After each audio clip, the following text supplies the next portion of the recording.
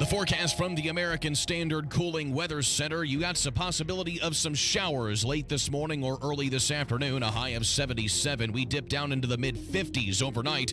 Storms clear out by Saturday. A high of just 67 degrees and sunny. I'm Kurt Darling on the level, on the go, and on WYBC.com. You're listening to Rob Kendall. When we talk about sending money somewhere, we're talking about printing the money because we have no money. And Casey Daniels. My government would never lie to me, would they? On 93 WYBC.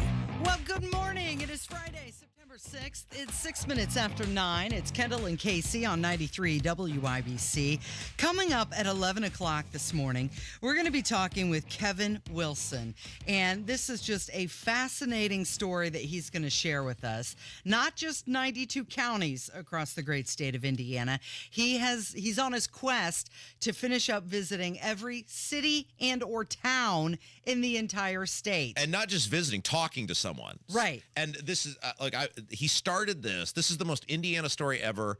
And I can't believe anybody has not covered this before us because people are going to just love this. It's just the most Hoosier thing ever. This guy in 1981 decided he's living in little Thorntown, Indiana, and he decides, I'm going to go out and I'm going to talk to at least one person, no matter how small the town is. If the town exists. Yeah. And it was obviously in the pre-GPS, pre-internet. He's got this big old map from the 1970s, and he was just rolling down a map, and it is just a fascinating. There are 92 counties in Indiana. He's down to 6. So basically, he has done 2 whole counties a year, every year for 43 years. He's talked over 18,000 people, and it's just an incredible story. And so that's coming up at the 11 o'clock hour. When you think about that, some of those cities and towns that he's visited don't even exist anymore. Right. My dad and I were talking about this yesterday, and, it's an interesting Kevin's a great guy. He's actually a pastor at Corinth Church in Brownsburg. Super nice guy. I've known him for a long time. But one of the things that we talk about on this show is when these monstrosities like the Leap District or Warehouseburg or whatever, you're plowing down history. And we lament this all the time, that we have this, our politicians have this lust or quest, and a lot of it is because they aren't from the places they live now. The history means nothing to them. They didn't grow up with it. There's no connection to it. And you see this where these politicians get so in love with this idea of these assessed values or these bright, shiny objects. I mean, look at the governor right now. The governor is leading by horrific example where his good time, fun experience is getting to another country and trying to bring foreign workers and foreign monstrosities into the state of Indiana. And what we keep saying is, every time you do this, you're plowing over some form of history that meant something to someone and established some sort of identity for someone. And Kevin, in a weird way, with this quest to go across the state of Indiana, is recording or has been recording that history and those stories that are literally being plowed over on a daily basis, certainly in central Indiana, but for much of across the state of Indiana. It would be interesting to see how much these cities have changed in the past 40 years, like some of the first ones that he went to. If he were to go back now and just compare and contrast the difference of what he saw. So that's coming up at 11 o'clock this morning. We invite you to stick around because it's going to be a good story. Let's talk about what happened with Hunter Biden yesterday. He pleaded guilty to all 9 of his federal tax charges. He's up against 17 years in the slammer, and his daddy, Joe, insists that he's not going to bail him out. We believe him? Well, my dad and I were talking about this yesterday, too. I said, well, Biden says he's not going to pardon him. He goes, well, Biden doesn't even remember what he said yesterday. Right. And he's right. You know, I mean, it's like they could put a piece of paper in front of Biden that says, here, sign this, and he would have no idea or recollection or anything. So I think it became very clear. So what happened is, obviously, Hunter Biden had been convicted of these gun charges. He had this, I mean, it's blatant tax evasion. He knew exactly what he was doing. You can blame a chaotic lifestyle on drugs or addiction. Taxes are taxes. He was avoiding paying a massive amount of federal income taxes. And what became abundantly clear was this trial was going to reveal a lot about the Biden crime syndicate. Right. And it was going to reveal a lot about what a just horrific human being Hunter Biden is, about what a horrible father he is or lack of father he is. It was probably going to reveal things about the crime operation with Joe Biden working as the kingpin. And they basically went to him and said, he being the Democrats, Biden, Kamala, this is going to be horrible to come out during an election. You won't be sentenced until December.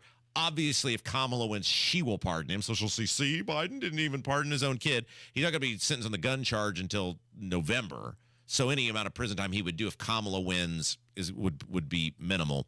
And they went to him and they said, you have to make this go away. So he tried to do what is called an Alford plea. Yeah. And we've talked about this before on True Crime Tuesday with an Alford plea, where you basically, it's this weird thing where you say, well, I'm innocent, but the government has enough evidence to convict me. Right. Does that make any sense? How does that even work? So he tried to do this Alford plea, and the judge was like, No. I mean, there's a huge amount of evidence you did this, and I'm not letting you say you were innocent. I mean, the judge didn't use these words, but the judge basically, you're totally not innocent. So the judge rejected the attempt to have the Alford plea. So then Hunter Biden spun back around and said, okay, I'm pleading guilty. And the judge is like, wait, you haven't been promised any sentencing. You're aware of this, right? Like, no reduced plea. I can sentence you to whatever I want. The federal guidelines. Yes, I'm aware. Okay. So, I mean, it became obvious. It was this giant game of chicken.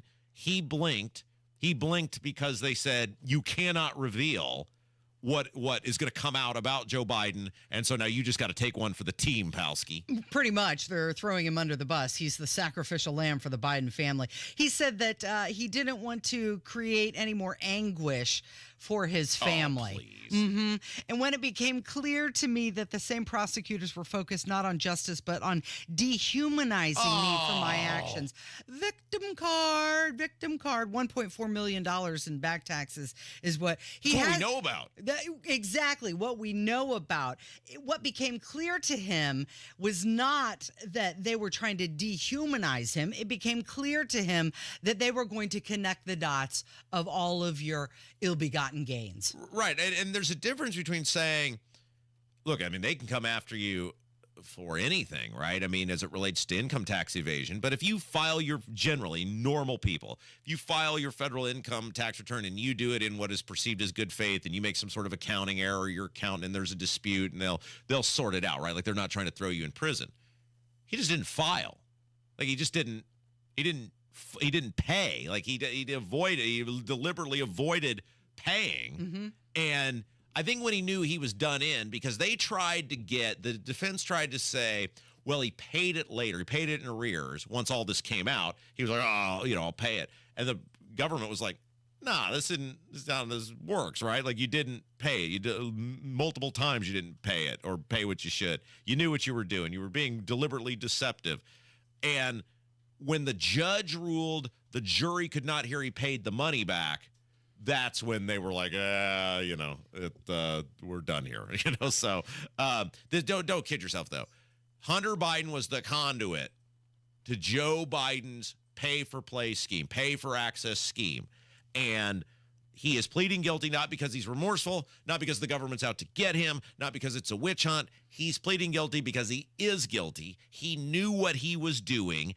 And they do not want this stuff coming out about him and then by default on Joe Biden. Well, he may have known what he was doing, but his father didn't know what he was doing when he was talking about the Inflation Reduction Act yesterday. No way, Casey. Yeah, he was talking about, he went off script. He went off the prompter, and that's when, whoops, the truth slips out. Here he is talking about the Inflation Reduction Act and how they should have actually named it what it really was. My investments, through my investments, the most significant climate change law ever. And by the way, it is a $369 billion bill. It's called we should have named it what it was, but at any rate. Well, they named it the Inflation Reduction Act, and they should have called it the Climate Change Act. Well, and don't forget, Mr. Moderate, right? Joe Manchin, the guy who is above all of this, right? He was the deciding, tie-breaking, tie-casting vote, his allegiance on that, along with Kyrsten Sinema. And these people are all, the Manchins and the Bidens, they're all fraudsters. they're all liars. The difference is Biden just can't get his head out of his backside anymore long enough to be good at it anymore. But they're all, how? I mean, any logical person would say, so we're whatever we were at the time, 32 or 33 trillion in debt. You're going to add 300 plus billion to the debt. You're spending the money, but it's the Inflation Reduction Act. Does that make any sense to anyone? But it also shows, one, how little respect they have for you, that they lie to you right to your face over and over and over again, and then they just admit it out loud. But also, you've given them no reason to respect you. They've given you no reason to fear you.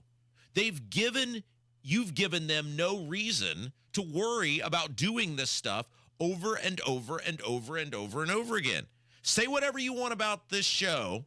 People know, these politicians know, you are not getting away with bull. We had this conversation yesterday about a state rep who flapped his gums on social media. You're not going to do that on this show. You may not respect us. You may hate us. You may loathe us. But you agree. You are not getting away with bullcrap on this show, right? But more people don't push back like we do.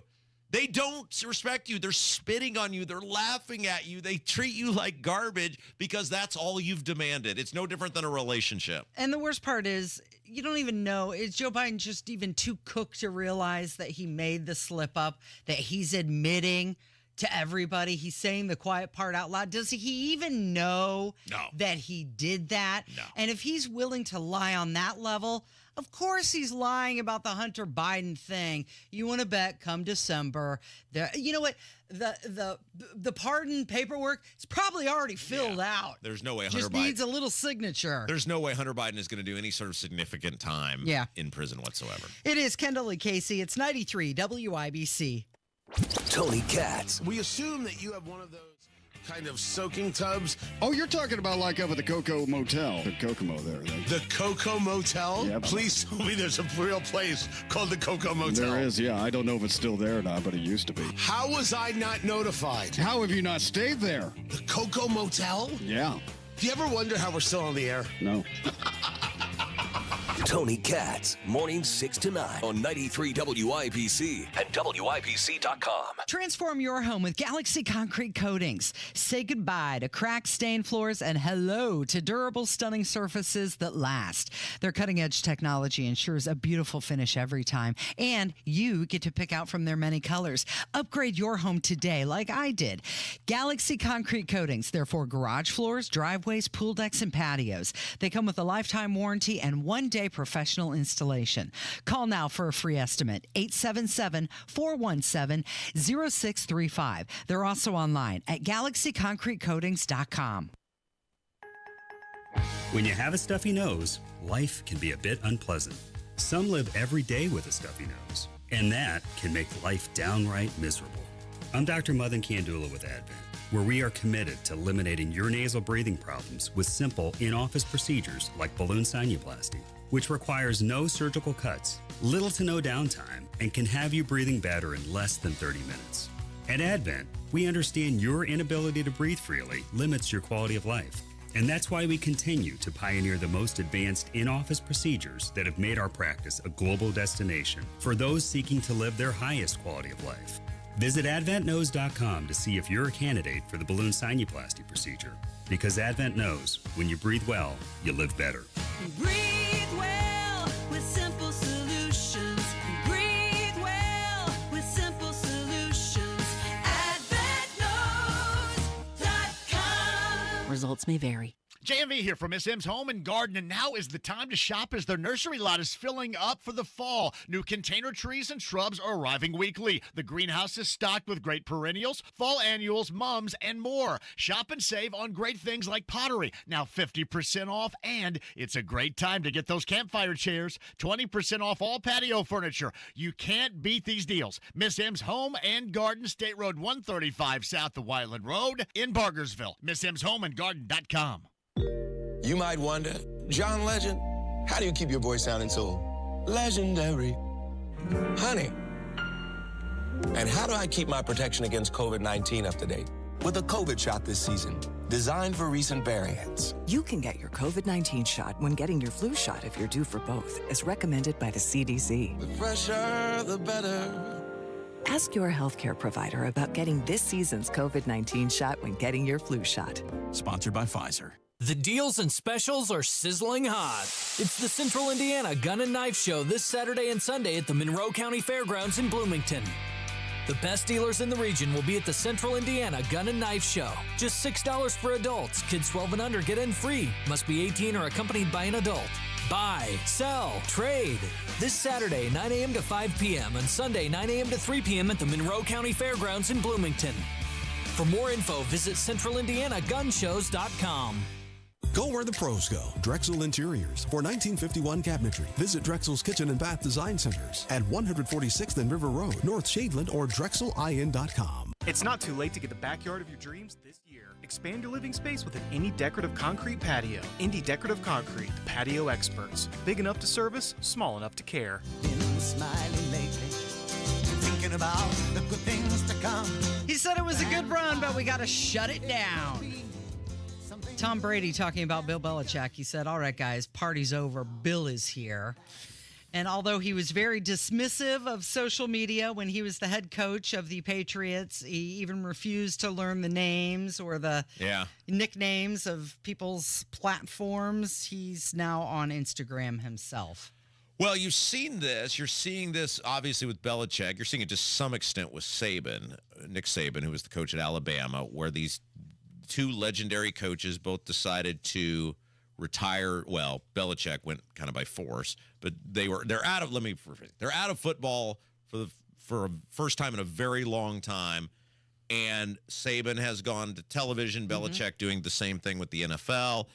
And in the case of Belichick, and I think Saban's done. He didn't want to deal with the transfer portal stuff anymore. I think he was tired of NIL. The guy's made a gajillion dollars, and he's the greatest college football coach of all time. He's like, I'm just going to go be on TV and have fun and be, funny and interesting.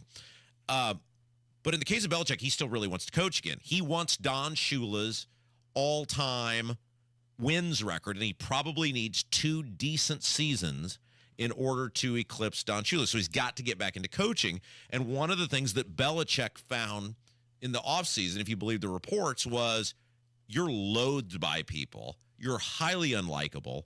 And in an ever-changing NFL where you have really struggled in the post-Tom Brady era, a lot of people are going, well, maybe it was Brady more than it was you, and they're not going to take on all the perceived drama that came with having you as the coach, control freak, Mr. No personality, Mr. No fun. And so I think that's what Belichick is trying to do is become more likable. Right. Is, oh, look, see, I've changed. I'm wild. I'm wacky. I get the kids now. So, I'm sure somebody got to him. You know who did this years ago was Phil Mickelson, the golfer. Phil Mickelson, one of the greatest golfers of all time. But the knock on Phil Mickelson is he's aloof. He's an elitist. He's a real jerk to the fans. And like the next year he came out and he was Mr. Happy, signing autographs, fist bumping people. And it's like, what, did you undergo a transplant? What had kind of come out was he consulted one of these firms or people or whatever, and they walked through why people hate you. Yeah. And here's what you got to do to change that, even if you don't mean it. You're not likable. You need to smile more. Well, he already has nearly 300,000 followers in just a few days, and he made his first post. Hello, everyone. Surprised to see me here? Well, I am too. Over the past few months and not being with a team, I haven't had the opportunity to express my thoughts at a moment's notice. So now I'm changing that. I tried to join Snapface, but I couldn't find it. I decided this was a good place for me to land so I could talk to you and share what I'm up to because there's a lot going on. Yeah. So here I am. Hello, Instaface. See you soon. So he's making fun of it while he's doing it. But he has no idea, right? I mean, he's reading from some sort of cue card or something. It seems like it, yeah. Somebody just said, hey, you need to be on this, smile, be friendly, and it will help your profile. If you asked him right now, log into your Instagram account and make a video, there's no way he could do it. He would have no idea. There's zero way Bill Belichick could actually make a video on Instagram if you made him do And if you said, we want you to do a story, no, put a Reels out there. What? Yeah. What's the difference? Right. Now, where are we at? Have we weighed in on the 23-year-old girlfriend? He has a 23-year-old girlfriend, right? Well, is she behind this? Is she the one who's pushing him? He's 72. Is he 72? I was going to ask how old he was. Is she pushing him to do this? You've got to be more relevant. You've got to be likable. So hey, go on Instagram. That'll help. There's, 49 years difference? Is that right? Seems like he smiles a lot in all the pictures you see of him. Well, I mean, if you were 72 and you had a 23-year-old girlfriend, a lot of people would be smiling too. She's the one who's softening his persona. Okay, talking about college football coaches, how about the Republican Party fall dinner, the keynote speaker? Is Lou Holtz? It's going to be Lou Holtz. That's a nice pick. That's something that's way better than having one of these politicians come in. So every year the Republican Party, they're in this state and in other states, but they have two kind of big soirees where they charge you a gargantuan amount of money to go eat bad chicken, and the money then goes into the coffers where they, I guess, use it to reelect these Republicans who keep raising your taxes. And for some reason, people want to keep giving to this and going to this over and over and over again. I have no idea why, but they do. And they'll always have some sort of one in the fall, one in the spring, and they have some sort of air quote keynote speaker. And it's usually a politician of some sort, some super high profile politician, which are about as entertaining as dried paint. Right. And at least with Lou Holtz, you'll get some stories. You'll get some good football stories out of it, yeah, hopefully. So it's coming up on October 15th. I wonder how much it costs. It doesn't say on here. Well, they probably give one to you for free. You think so? Distinguished member of the press. Right. And they love the show. Yeah. The Republican Party loves our program. Wait a minute. That's news. Now, here's something you may not know about Lou Holtz. Oh. This is a little inside info. Whenever he goes to speak somewhere, he likes a Snickers candy bar on every table. So I wonder if the Indiana Republican Party will have Snickers. Wait, like everybody gets a Snicker? Well, everybody gets a Snickers. Yeah, he likes to share the sweetness. Oh, here we go. I got the cost of the tickets much? right here. Let's see here. What are we doing? Like an individual. Oh no, this is an old one. This isn't even the current one. Well, if we don't know, then that means it's. Oh, here we go. It's out of our range. No, wait. Here we go. Lou Holtz. There it is. Braun is a speaker too. Let's see. Cost. Ooh, if they don't put the cost on. That's usually, you can't afford it. Yeah, well, like what? I mean, somebody's got to know. I mean, somebody's got to somehow. Anyway, last year was I think it was $150 last year. So that's your starting point, just to go. That's not one of those fancy. That gets you in the door. Let's see. That's not a meet and greet, a picture. That's not one of the sponsored tables. We'll figure out how much this costs, and then I'm going to have Kevin buy us several tickets.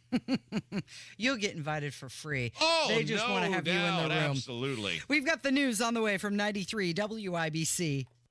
Garage Doors of Indianapolis is everything that's right about Central Indiana.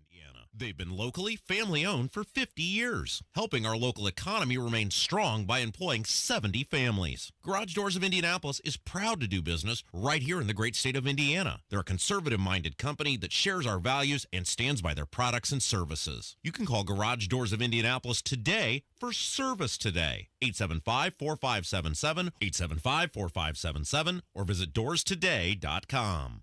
Lanny went to college and racked up huge debt. A little bit over $100,000. For a degree he couldn't use? Now what? I had a friend that went to my computer career and they talked to me about it. He was done in just months. I did do it online. They even helped him get hired immediately after graduation. One of the things I love about IT is that you can work from anywhere you want. You could become an IT pro in just months with zero experience at My Computer Career. It worked for me and I know it can work for you. It's not rocket science. It's mycomputercareer.edu. Tommy! I can't wait for golf this weekend, huh, buddy? Time flies. Love you, man. Oh, don't forget your knee brace again. We aren't in college anymore. Moments together matter, so help protect yourself from RSV. If you're 75 or older or 60 plus with a chronic condition like asthma, COPD, heart disease, or severe diabetes, you're at higher risk of landing in the hospital from RSV, and there are no prescription RSV treatments. Check eligibility and schedule your RSV vaccine at vaxassist.com. Sponsored by Pfizer. 93 WIBC Mobile News. On the level, on the go. He appeared in court. Radar's clear for now. Partly cloudy and 73 downtown. I'm Kirk Darling. Here's what's trending at 9:30. Accused Georgia school shooter Colt Gray, just 14, went before a judge this morning. The judge laying out the murder charges that he faces ahead of a trial. So for each count, the maximum penalty is that you could be punishable by death, by imprisonment for life, without parole, or by imprisonment for life. Gray is accused of shooting a dozen people at Appalachia High School in Georgia. 4 people were killed. His father is also facing charges. U.S. defense leaders are in Germany meeting with Ukraine's president. Fox's Jonathan Savage. Military leaders from more than 50 nations are gathering at the Ramstein Air Force Base. They'll likely hear Ukrainian President Volodymyr Zelensky again ask for long-range missiles and air defenses. He feels his nation's defense against Russia is hampered by Moscow's vast aerial arsenal. Ukraine also wants permission to fire Western weapons deep into enemy territory. Jonathan Savage, Fox News. Your opening bell report on 93 WIBC, brought to you by Absolute Wealth Management, LLC. A mixed bag to start the day. The Dow is up 11 points to 40,840. The NASDAQ is down 18 to 18,944. And the S&P 500 is up 3.5 to 5,515. I'm Kurt Darling, on the level, on the go, and on WIBC.com. The hot summer and the hot deals are coming at Tom Roush Lincoln. 0% for 60 months is back. Get 0% APR for 60 months on every new 2024 Lincoln Navigator. Plus get an additional $4,000 off MSRP. You can also take $3,000 off every new 2024 Lincoln Corsair 70 available. So get in here for one of those hot summer deals at Tom Roush Lincoln in Fishers. For well-qualified buyers with approved credit. Not all buyers will qualify. Taxes and dealer fees extra. Stock number L24401. MSRP 107,425. Stock number L24284. MSRP is 43,435. See dealer for complete details. Tune in to the Absolute Retirement Planning Show. When retirement comes about, we're now relying on what we have saved to meet those needs. Sundays at 9 a.m. right here on 93 WIBC. Healthcare.gov is here for you when life happens. If you lost your health coverage because of turning 26, going off Medicaid, leaving your job, or moving, you could be eligible to enroll in new coverage now. And if you need to update your coverage because of marriage or having a baby, you could also be eligible. But don't wait. There's a limited time to enroll. Check your eligibility at healthcare.gov today. Life happens. Get covered. Paid for by the U.S. Department of Health and Human Services. Close your eyes and picture it. The warm sun on your face. The sound of waves lapping against the shore. What if I told you that feeling of summer relaxation could be yours all year round? At Howard Bailey Financial, we specialize in retirement planning that lets you embrace that summer state of mind every day. Imagine knowing that your future is secure. With our expert advisors, we'll craft a personalized retirement plan tailored to your dreams. Whether it's traveling the world or pursuing your passions, we'll ensure that your retirement is as carefree and fulfilling as a relaxing summer afternoon. Embrace a summer state of mind and text SUMMER to 888-494-5004 to download our complimentary retirement toolkit and experience your retirement planning with confidence. This endorsement was not provided by a client of Howard Bailey. This individual was compensated for this endorsement. For more information, visit howardbailey.com/TS1. You're listening to the Kendall and Casey Show on 93 WIBC. Hoosiers deserve a transparent, ethical government above reproach. It's not my words. Believe it or not, that's coming from Jennifer McCormick. So old Jenny came out yesterday, and let's go ahead and it's 9:35 here on what is today, the 6th of September, 2024. We're going to say something nice here about a Democrat. Yeah. And people yesterday, we tweeted this, I tweeted this out. I can't believe you're saying something nice. I don't. It's just so rare politicians do something worth saying something nice about. But when they do, we say nice things about them anytime they do something worth saying something nice about. It's just they make it very hard. Yeah, she said we need increased transparency, regulating lobbying, and accountability for elected officials at the state and local level. Yeah. Agreed. Yeah, so Jennifer McCormick came out and she acknowledged the elephant in the room, which is Indiana's makeup of government is completely designed. It encourages corruption.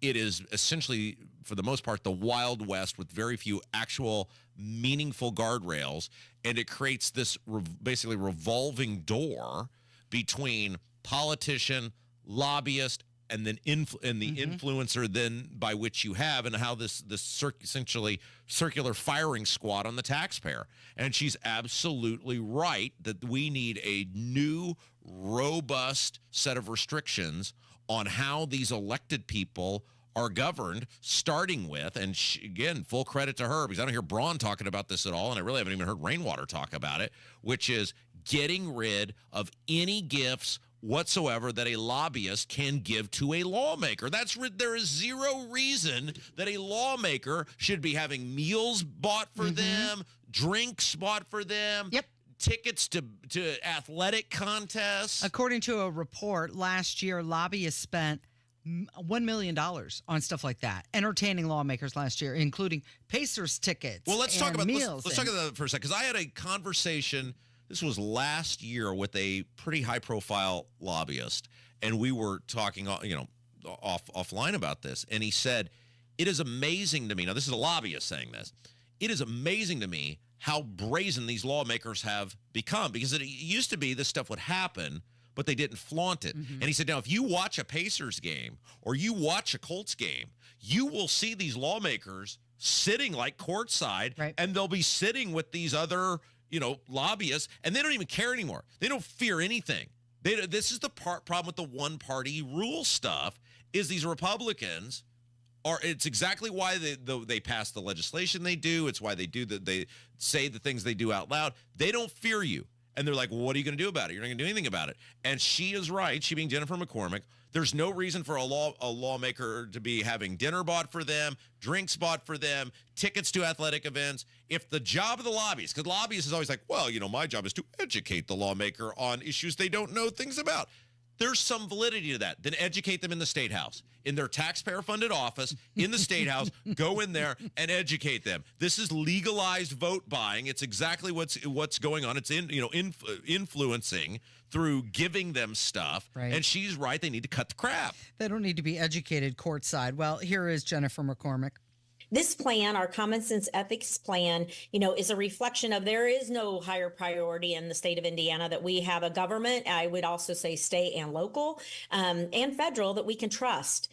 And far too often, I think that is at question right now. And so our plan is our promise to have the highest of standards in our government, to bring back that trust through transparency, through accountability, and through clear systems that serve Hoosiers and make sure that we're being efficient and effective with our dollars. Okay, so some of the systems are, she wants to remove lobbyists from appointed committee positions.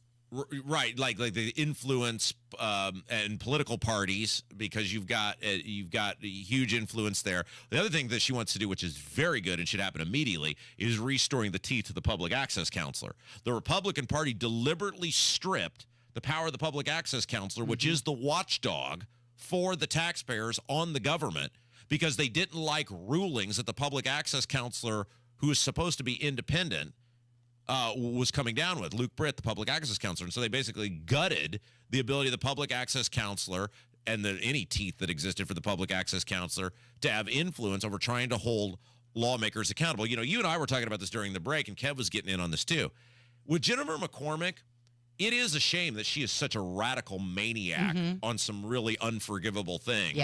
Like abortion or no accountability to the public education system, because she is, and by a wide margin, the most likable person running in this race. Yeah. I mean, what the problem is, once you get past the smile and the pleasant demeanor, because as I said during the break, Bundy had a nice smile and a pleasant demeanor too. It didn't mean you wanted to engage in commerce with him. Right. Well, and also her inability to be honest with everybody. Sure. She sat in here and said, well, property taxes aren't an issue. Sure. And then sprinted a week later to release it. The fact that we tried to get her, when do you think abortion should be allowed within this state? We couldn't nail her down on a date at all. But in terms of, and this oftentimes is highly beneficial in politics, like, who would you most want to go pound a few brews with and, hang out with for an evening?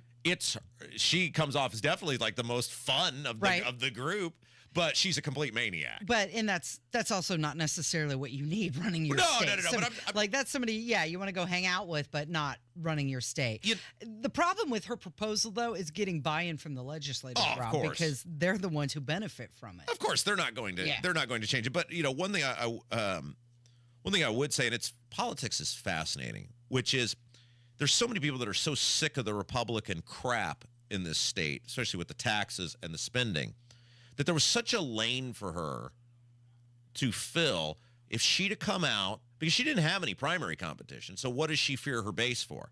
If she'd have come out and said, look, my opinion on abortion may not be where the General Assembly's is, but clearly with supermajorities that the Republicans are likely to continue to have, it's a non-issue and a non-starter, and I pledge as governor we are not going to touch Indiana's abortion law. Boom. Boom. That's done and over with, because she ain't going to change it anyway.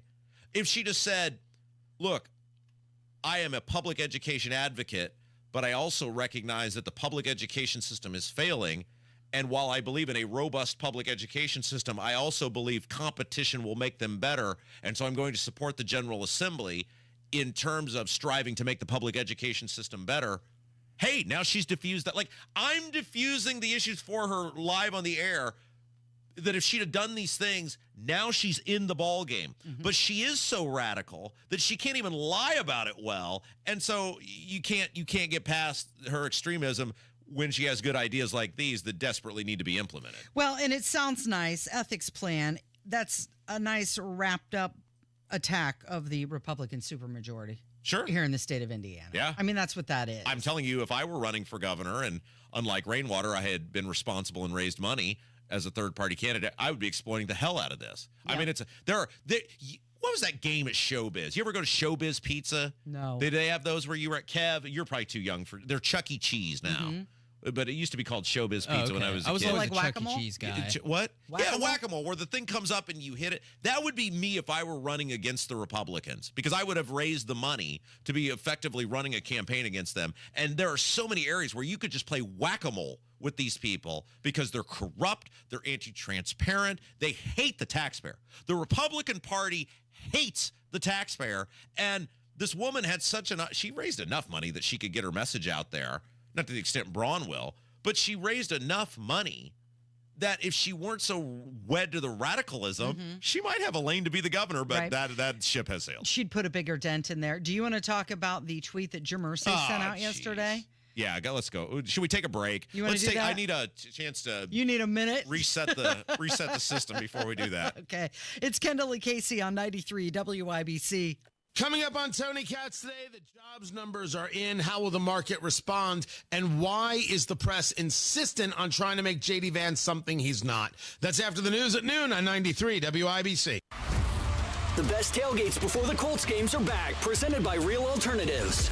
Join us at the tailgate lot at McCarty and Church Street at 10 a.m. before the Colts-Texans game. Admission is free. Ice-cold Bud Light for purchase, Jack Daniels and food trucks. Mingle with the ladies from Twin Peaks and personalities from our station. Sign up to win tickets and upgrades for the game and $100 in Colts cash from Bud Light. No purchase necessary, but you must be present to win. Tailgate with us starting at 10 a.m. at McCarty and Church Street, presented by Real Alternatives. Tommy! I can't wait for golf this weekend, huh, buddy? Time flies. Love you, man. Oh, don't forget your knee brace again. We aren't in college anymore. Moments together matter, so help protect yourself from RSV. If you're 75 or older or 60 plus with a chronic condition like asthma, COPD, heart disease, or severe diabetes, you're at higher risk of landing in the hospital from RSV, and there are no prescription RSV treatments. Check eligibility and schedule your RSV vaccine at vaxassist.com. Sponsored by Pfizer. Discover cancer care that empowers you at Community Health Network MD Anderson Cancer Center by offering the expert, compassionate care you need. When I was at my lowest, I would have 2 or 3 nurses come in to give me a pep talk, telling me it's okay to feel this way. It's normal, but you have us to support you and you will get through this. Learn more at ecommunity.com/cancer. Hi, it's T. Brian Hayes here from the Retirement Money Matters Show. The rules, options, and procedures of inheriting money have changed recently, and more proposed changes are expected soon. These changes will require your retirement plan to be updated to adjust and adapt to minimize your tax liability on inherited money. Join me this weekend as we share with you the new rules and regulations and what you can do now to help protect your retirement plan. The Retirement Money Matters Show airs this Saturday morning at 6 a.m. right here on WIBC. Hey, what's up? Hammer and Nigel here. We are both customers of Window Nation. Window Nation came out to the Hammer House. They measured everything multiple times. They got it right the first time. They were in, they were out, and now my house looks amazing, and my heating and air bill has gone down because of my awesome energy-efficient windows. Yeah, Hammer, I had the same experience. Hey, you could buy 2 windows, get 2 free with 0 down and no interest for 24 months. 866-90-NATION or windownation.com. Is your pet a digging enthusiast, an escape artist, or a counter surfer? Invisible Fence brand has you covered. For the wannabe landscaper, we've got a solution to keep them active but not destructive. For the escape artist, our personalized pet fences keep them safe and sound at home. Counter surfer? No problem. We know how to keep cheese thieves at bay. Invisible Fence brand. Tailor-made solutions for your pet, your yard, and your needs. Visit invisiblefence.com today. The deals and specials are sizzling hot. It's the Central Indiana Gun and Knife Show this Saturday and Sunday at the Monroe County Fairgrounds in Bloomington. The best dealers in the region will be at the Central Indiana Gun and Knife Show. Just $6 for adults. Kids 12 and under get in free. Must be 18 or accompanied by an adult. Buy, sell, trade. This Saturday, 9 a.m. to 5 p.m. and Sunday, 9 a.m. to 3 p.m. at the Monroe County Fairgrounds in Bloomington. For more info, visit centralindianagunshows.com. Never miss your favorite shows on WIBC. Get your content to go. Tony Katz, Kendall and Casey, Hammer and Nigel, Tony Kennett, The Gun Guy, Home and Garden. Subscribe wherever you get your podcasts. So he was over in Slovakia and then Italy and said, you know what, I'm going to drop in on the Ukraine while I'm there. This is what your governor did. He met with Vladimir Zelensky and he was trying to, quote, bolster ties between Indiana and the European nation. So just a reminder, Ukraine is one of the most corrupt governments in the entire world. They're not good guys. They're not our friend. They've never been our friend. And for some reason now, I mean, this is the most America thing ever. Well, I mean, don't forget Eric Holcomb is the same guy who said Malik Muhammad and his little merry band of misfits were noble people and that you and I, the law-abiding citizens, were human petri dishes. So, it does make sense that Eric Holcomb would be enamored and in trying to endear himself into incredibly corrupt, awful governments. And for some reason now, I guess we're pen pals, economic partners with them. Now, on one hand, they're such a war-torn region that we've got to print hundreds of billions of dollars because they can't do anything for themselves. Correct. But then on the other hand, apparently they're such an economic juggernaut that our governor... Right, we're going to boost economic ties. With private shadow donations, by the way. We have no idea how he got over there, who's paying the tab, or what they're doing with this. Private donations from the IEDC. Right. Of course, we also give $500 million in the budget to the IEDC. So it's like the Planned Parenthood abortion argument, right? Like none of the federal money that goes to Planned Parenthood goes to abortions, but they do abortions. Yeah, but none of the money goes towards that. Right. How would you know if the money's going to that organization and they do abortions, then your money's going to abortions? So same thing here. If you're taking money from the taxpayers and that group is funding your trip, then, yeah, the taxpayers are funding your trip. So you and I, Casey, let's cut the crap here. We paid for Holcomb to go on his little world tour and go play grab ass with Zelensky over there. Yep. So the governor said that it formalizes relations in economic, academic, and cultural sectors. By the way, Eric Holcomb looks like a giant standing next to Zelensky. Well, Holcomb, bending down, shaking his hand. Holcomb is a giant. He's like 6'4", but Zelensky is shorter than me, so he's got to be 5'6", 5'5". You know, I'm 5'8", so he's got to be. I mean, it's like a child and it's like a dad and a little baby. Well, exactly. Daddy, can I have the credit card? Sure, son. But you know who's really proud of this visit? Geez. Proud of his visit. Yeah. It's Jim Irsay. He's weighing in on this. Well, if I were a trust fund baby who'd done nothing of my own to get the money that I was given, and I somehow convinced a bunch of moronic people in the state government to give me $1 billion plus stadium, I'd be really proud of those people no matter what stupid crap they did too. So Zelensky is posting pictures on Twitter, and he said today another important partisanship document was signed, a memorandum of cooperation between his region and the state of Indiana. What does that even mean? I don't know. It's not the United States. It is specifically the state of Indiana. And Holcomb, I believe, is the only one who has gone over there. Look, Eric Holcomb, well, he has done this throughout his... Eric Holcomb was always the butt sniffer hanger-on guy. He's Benny on The Mummy. He's Smithers on The Simpsons. Mm-hmm. He was always the butt sniffer hanger-on guy. And through a stroke of incredible luck, in which he somehow went from being dead last in a U.S. Senate race, laughed at and rejected by the people of the state of Indiana, he somehow was the most qualified person to become lieutenant governor in the state of Indiana, despite holding no elected office, despite having no background of steering businesses successfully, and was being resoundingly rejected and totally out of money. He somehow became the most qualified person to be lieutenant governor in the state of Indiana. Then, through an ingenious stroke of luck, got to be the governor, thanks to the vote of Jamie Knoll, by the way. Let's remind everybody that Jamie Knoll cast one of the key votes to put Eric Holcomb to become the Republican nominee for governor, then ran the campaign, too. Of course, we don't want to, forget that as well, or helped run the campaign. And so Eric Holcomb was not remotely qualified to be governor. He didn't do it by going in front of the voters. He went in front of the voters and was resoundingly rejected. He has no idea what he's doing. He's totally beholden to rich elitist people who that's how he judges his worth as a human being, is what these rich elitist people think of him. He's not at all interested in details. He has wrecked this state.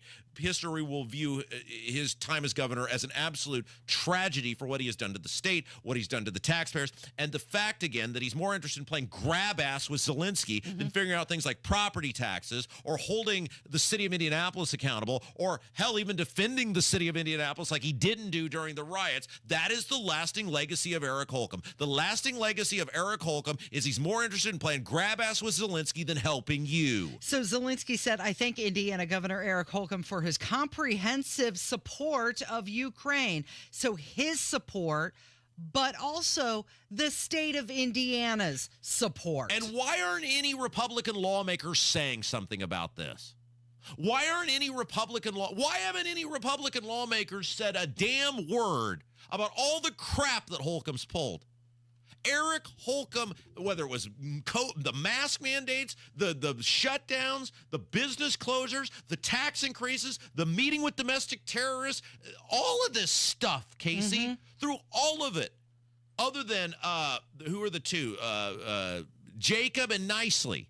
And what happened to them? I think I just answered my own question. Right. What happened to them? They got run out. Holcomb and his goon squad spent $1 million to get rid of those guys in a primary. These Republican lawmakers down the street from us are absolute cowards. They're pathetic cowards that they allow this crap to happen, and they don't say a single solitary word about it. So this might be a good time to play this clip from Donald Trump. He was at the Economic Club of New York, and he had given a speech, and at the end of the speech, he took some questions from reporters. And this reporter asked him a question, and I thought this sums it up perfectly.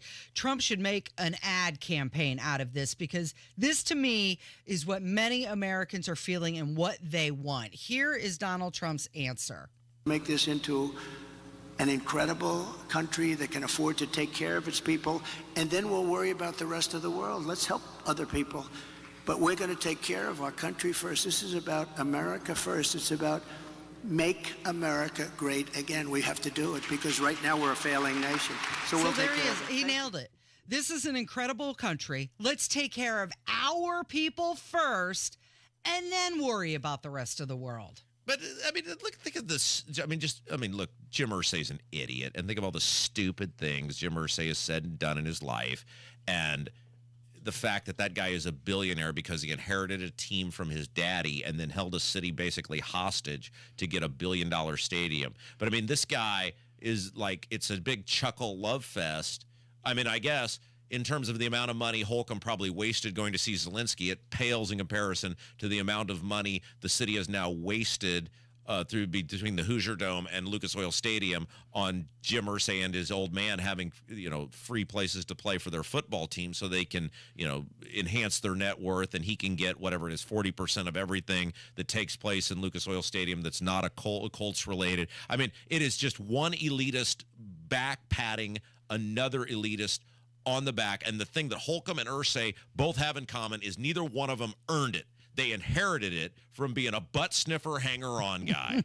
Okay, so let's talk a little bit about the Colts, but not actually the team or the play, but what happens in the stadium when you go to a game. How much do you think you're going to pay for a beer and a hot dog if you go see the Colts play? Oh, man. Yeah, there's a new list. They listed every NFL team, how much it costs for one beer and one hot dog. So just like a regular Miller Lite or Coors Light. Beer and hot dog prices at NFL stadiums across the country. Let me guess. So what does it say? What size? What are we talking about here? You know what? It's just Is it can? Are we talking a can? Are we talking a draft? What are we talking about here? You're talking about the big plastic cup. Yeah. I will say it is at the Lucas Oil Stadium. Over under prices right rules. If you go over, you lose. I will say it is $10. Nope. Higher, Bob. $12. Higher, Bob. No way. Yeah. This has got to be some sort of this is a domestic beer? Mm-hmm. $14. Higher. What? Yeah. $15.49 for a beer and a dog. Oh, and you know what? Time out, Casey. You do this all the time. I said is the hot dog. I literally said how much for a beer. We were talking about beer, and now you're throwing a hot dog into the equation. No, for the combo, for the beer and the dog. Yeah. Seattle Seahawks are the most expensive, nearly $20, $19.98. How much is the beer, which is what we were talking about? Well, they just have the combined price, $15.49. How much more time do we have in this segment, Kevin? Do you know? I think we have about 40 seconds. Okay, very good. Hey, can we talk about real quick before I have one of my moments? Congratulate Jason Hammer on getting that NFL game right last night. The Chiefs, -2.5 with the cover. If you had downloaded the Degenerates the Degenerates Next Door podcast, you would have known the Chiefs, -2.5 points. They won by 7 last night. We're off and running. We've got a big pick on the game tonight, too. The Packers taking on the Eagles in Brazil. The Eagles. The Eagles. So much better than... The Eagles. There you go. It's Kendall and Casey on 93 WIBC.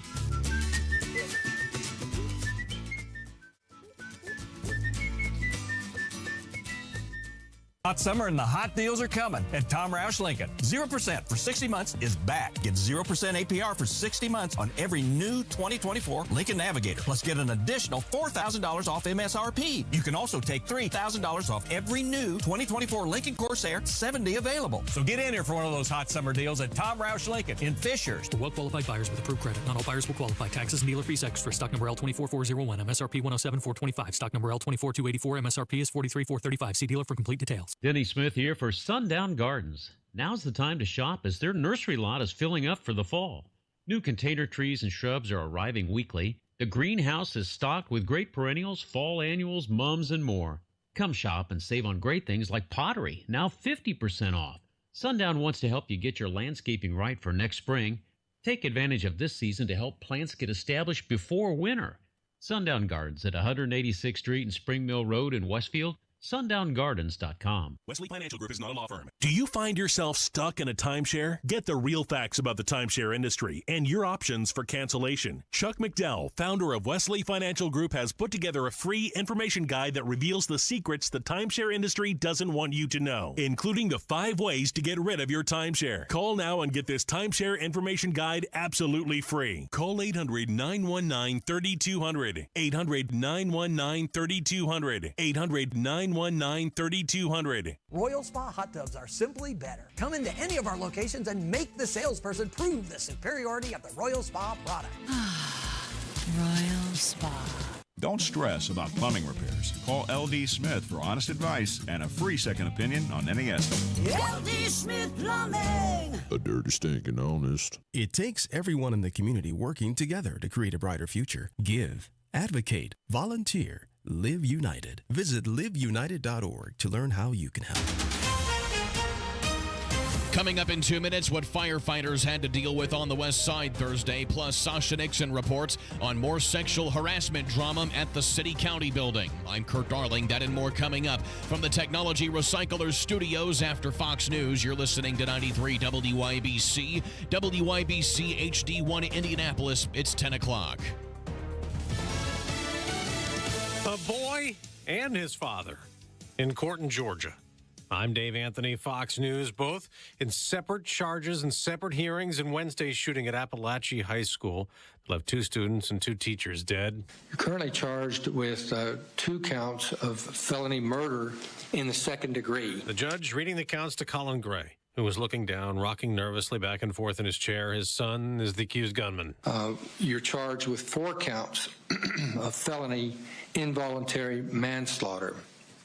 You're charged with 8 counts of felony cruelty to children in the second degree. Gray, who bought the gun as a gift for his son, then shuffled out of the court in chains. About 15 minutes after his son, Colt Gray, was told by that same judge, I wanted to inform you and make it clear to you that the penalty for the crimes for which you are charged does not include death. The 14-year-old is charged with 4 counts of felony murder. Later today, there will be a memorial service for the victims in Winder, Georgia. Former President Trump's in an appeals court right now in New York trying to get a civil judgment overturned that ordered the former president to pay author E. Jean Carroll millions of dollars for defaming her when denying Carroll's claims Trump sexually abused her decades ago. 2 months before the election, the first early voting ballots are supposed to be mailed out in North Carolina today, but there is a snag. Robert F. Kennedy Jr. is continuing to fight to get his name off those ballots after he dropped his independent run and endorsed former President Trump. The State Board of Elections basically told all counties in this state to not mail these out after a judge ordered a 24-hour stay to allow RFK Jr. to appeal her decision to have his name stay on the ballot. So why is it staying on the ballot? The argument here is that reprinting thousands and thousands of ballots would eat into early voting time. Fox's Aisha Hosni in Charlotte. There was more hiring last month. 142,000 jobs created, less than expected, more than July. America's listening to Fox News. 93 WIBC Mobile News. On the level, on the go. Several hurt in a fire. It's mostly cloudy. Some spotty showers now on radar. 74 downtown. I'm Kirk Darling. Here's what's trending at 10:02. 2 firefighters hurt battling a fire on the west side Thursday evening. Captain Eric Bannister with Wayne Township Fire on their condition. Good shape. The one was treated and relieved on the scene. The other one received a couple stitches and was back home that night. He says the fire was at an apartment complex where a man jumped from a 3rd-story balcony to escape the flames. He's okay as well. Not sure yet what started the fire. A city employee has been fired for violating Indy's workplace harassment policy. Sasha Nixon reports. The city apparently found overwhelming evidence supporting allegations of sexual misconduct made against Matt Pleasant. Last month, Indy Mayor Joe Hogsett signed an executive order mandating that all city employees complete annual sexual harassment prevention training. Prior to this order, only supervisors had been required to take the training every 2 years. Sasha Nixon, 93, WIBC Mobile News. A burglar shot and killed in Fort Wayne early this morning, but it was a cop who shot them. The cops got to the home and heard screaming inside. They went in and confronted the intruder, and then shots were fired by the officers. The man in charge of Marion County's dispatchers says that their response times are not up to par. Mesa Chief Tom Sellis. When Mesa was first put together in 2022, we were at 34 seconds, and it's bad, and we're still not where we need to be. He says the solution is hiring more dispatchers, but he needs more funding from the next city budget to do it. He's asking Indianapolis for $30 million to offer more competitive salaries. This Sunday, the Colts kick off their 2024 campaign. Running back Jonathan Taylor says he and Anthony Richardson are operating on the same wavelength. It's going to be awesome to finally be able to build that. Like, I know we had those limited snaps last year, so it's going to be awesome to finally start to build that with actual in-game reps. They have the Houston Texans Sunday at 1 o'clock Eastern. I'm Kirk Darling, on the level, on the go, and on WIBC.com. After college, Mike Braun could have gone anywhere. He chose to move back to his hometown of Jasper, Indiana. There, he started a small business, kept his head down, worked hard, and turned his small business into a national company, employing thousands of Hoosiers. He'll use that same determination for us. Lead the charge on lowering the price of gas, groceries, energy. Take on the big healthcare companies to increase healthcare access and lower costs. And Mike will improve education across our state by increasing school choice. Mike will make our streets safer, back the blue, and stop illegal immigration if the federal government won't. Because Braun believes every Hoosier should be safe and secure in their community. As governor, Braun will continue working for Hoosiers. Because when you're Mike, working hard is just what you do. Mike Braun, Governor. Paid for by Mike Braun for Indiana. You're listening to Rob Kendall. When we talk about sending money somewhere, we're talking about printing the money because we have no money. And Casey Daniels. My government would never lie to me, would they? On 93 WIBC. Good morning. It is Friday, September 6th. It's 5 minutes after 10. It's Kendall and Casey on 93 WIBC. So Donald Trump was speaking at an economic club of New York, and during his speech, he announced his second term would include a government efficiency commission and that it would be headed by Elon Musk. Okay, so Trump, I heard somebody talking about this yesterday, that in order to believe Trump is going to be successful, you've got to believe that he learned from his first time in office. And what he has to have learned from the first time in office is you can't work with these people being not just the Democrats, but many of the people inside of your own party, the establishment wing of the Republican Party. You can't work with these people. You can't try to get along with them. You can't try to find compromise with them because they don't want the same thing you want. They want the destruction of you, and in some cases, they actually want the destruction of this country as a collective. And so the question is, do you believe that Donald Trump has learned enough that he is willing to put aside what he has done his entire life, which is always try to find some sort of light to make a deal? Not saying that's his fault. That's the world he lived in. And that this will be the time where he comes in as a giant wrecking ball and basically essentially burns the federal government to the ground. I mean, the leap of faith has got to be yes, right? Because Kamala is the only other option. But I don't know. He doesn't have a great track record of doing that. So Elon Musk came out and he said that he looks forward to serving America if the opportunity arises, and that he would do it with no pay, no title, and no recognition needed. Now, the recognition part, who believes that?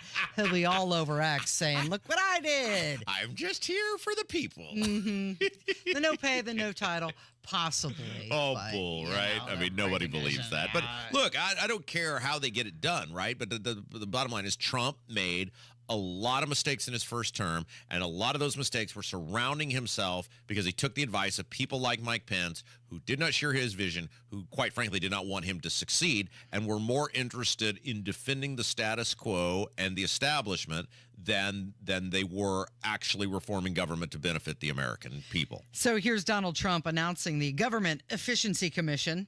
Fourth, at the suggestion of Elon Musk, who has given me his complete and total endorsement. That's nice. Smart guy. He knows what he's doing. He knows what he's doing. It's very, very much appreciated. I will create a government efficiency commission tasked with conducting a complete financial and performance audit of the entire federal government and making recommendations for drastic reforms. We need to do it. Can't go on the way we are now.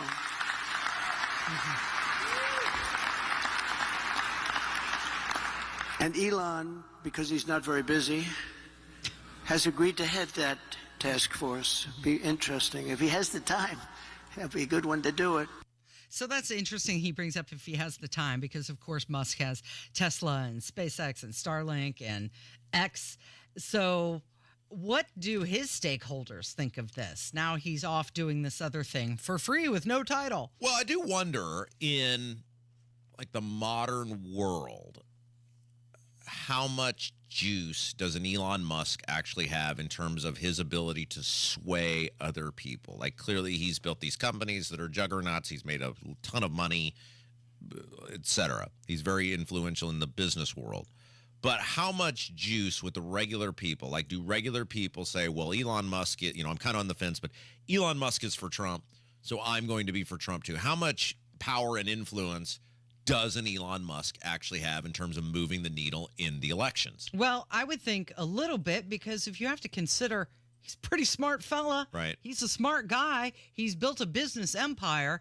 And if he can do that for himself, you would only hope that he'd be able to have some input with the U.S. government, because that's a company that needs an overhaul. You know what's interesting about Trump, and I know we're going to get to this Nate Silver thing here in just a minute, but well, we can go ahead and lead into it right now. Mm-hmm. Is Trump is outperforming in almost every swing state the Senate candidate.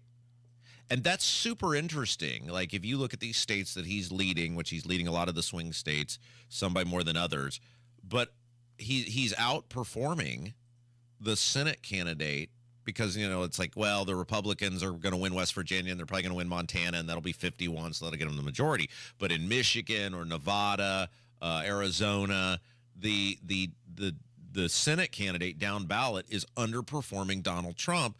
And I don't know what to make of that, because if Trump were a drag on the ticket, then Trump wouldn't be winning in the polling in those states. He'd be losing, and then they'd be losing. But they're not doing as well as Trump, which is interesting to me, so that sort of blows up the narrative of people are voting against Trump because he's doing better than they are. And you can't say, well, it's the Biden effect now, because obviously Kamala is in the race and it's no longer Biden. And there's plenty of polling now that factors that in. So it's something very weird going on in this country right now, and I don't know exactly what it is. Okay, well, you mentioned the polling, and according to the Nate Silver model, they've got Trump up even more. We talked about this the other day, but now Trump is even increasing his lead. He's sitting at 60%, while Harris is at 39%. Well, okay, let's make sure everybody understands what we're saying. Yeah. He has a 60% chance, according to Nate Silver, a likelihood of winning the presidency. The Electoral College. He's not polling at 60% and she's at 40, but what he does is, Nate Silver, for those of you who don't know, was a guy who came up with this sort of wacky way of predicting who was going to win the presidency and by how much, and he got it exactly right on Obama. He's a Democrat, and so he got it exactly right on Obama in 2008 and 2012, and everybody kind of anointed him this great soothsayer of what is going to happen nationally in politics. Now, he's like anybody else. He isn't a prophet, right? He gets it right sometimes. He gets it wrong sometimes. I think he's probably gotten it right more than he's gotten it wrong. And based on this model where he looks at polling in individual states and trends inside of the polling in individual states, and he takes all of that together, and then he comes up with a prediction on what he thinks is going to happen in the presidency. Trump now has a 60% likelihood of winning the presidency, according to him. It's important to note he is a Democrat. He's not in the tank for the Republicans, and he it's the largest lead Trump has had since Kamala got into the race. And it seems like over the last week, Trump's lead's gotten even bigger. Well, to this. it's this thing we talked about, which is that the enthusiasm for Kamala wasn't new people. It was people who were just simply Democrats who were not going to vote or were not enthusiastic about voting for Biden. All she did was bring those people back into the fold. Okay, so you get that initial bounce of, let's say Biden's down 7. Well, now Kamala's down 2. She didn't get new people. She didn't get undecided people. She got Democrats who didn't want to vote for Biden to come into the race and now agree to vote for her. Well, of course, it's a 50-50 country. You're narrowing the gap, right? But the undecided people look at her and they're like, 1, you're a moron. 2, you're a liar. And 3, you're Biden. It's the same person related policy-wise that have pissed us off to begin with. No sunlight between the two. And it was just a year ago, right now, that all of the news media outlets were reporting that Biden was considering replacing Harris on the ticket because she was so unlikable as the vice president. She was the problem that he was polling low. Well, you spent many, many years in upper management in radio. Yeah. Correct. Yeah, I mean, and for some reason you agreed to come work with me. I have no idea why you agreed to do that, but you did. And from your years in management that in the sales world, there's kind of 2 ways to get people to buy if you're a salesman.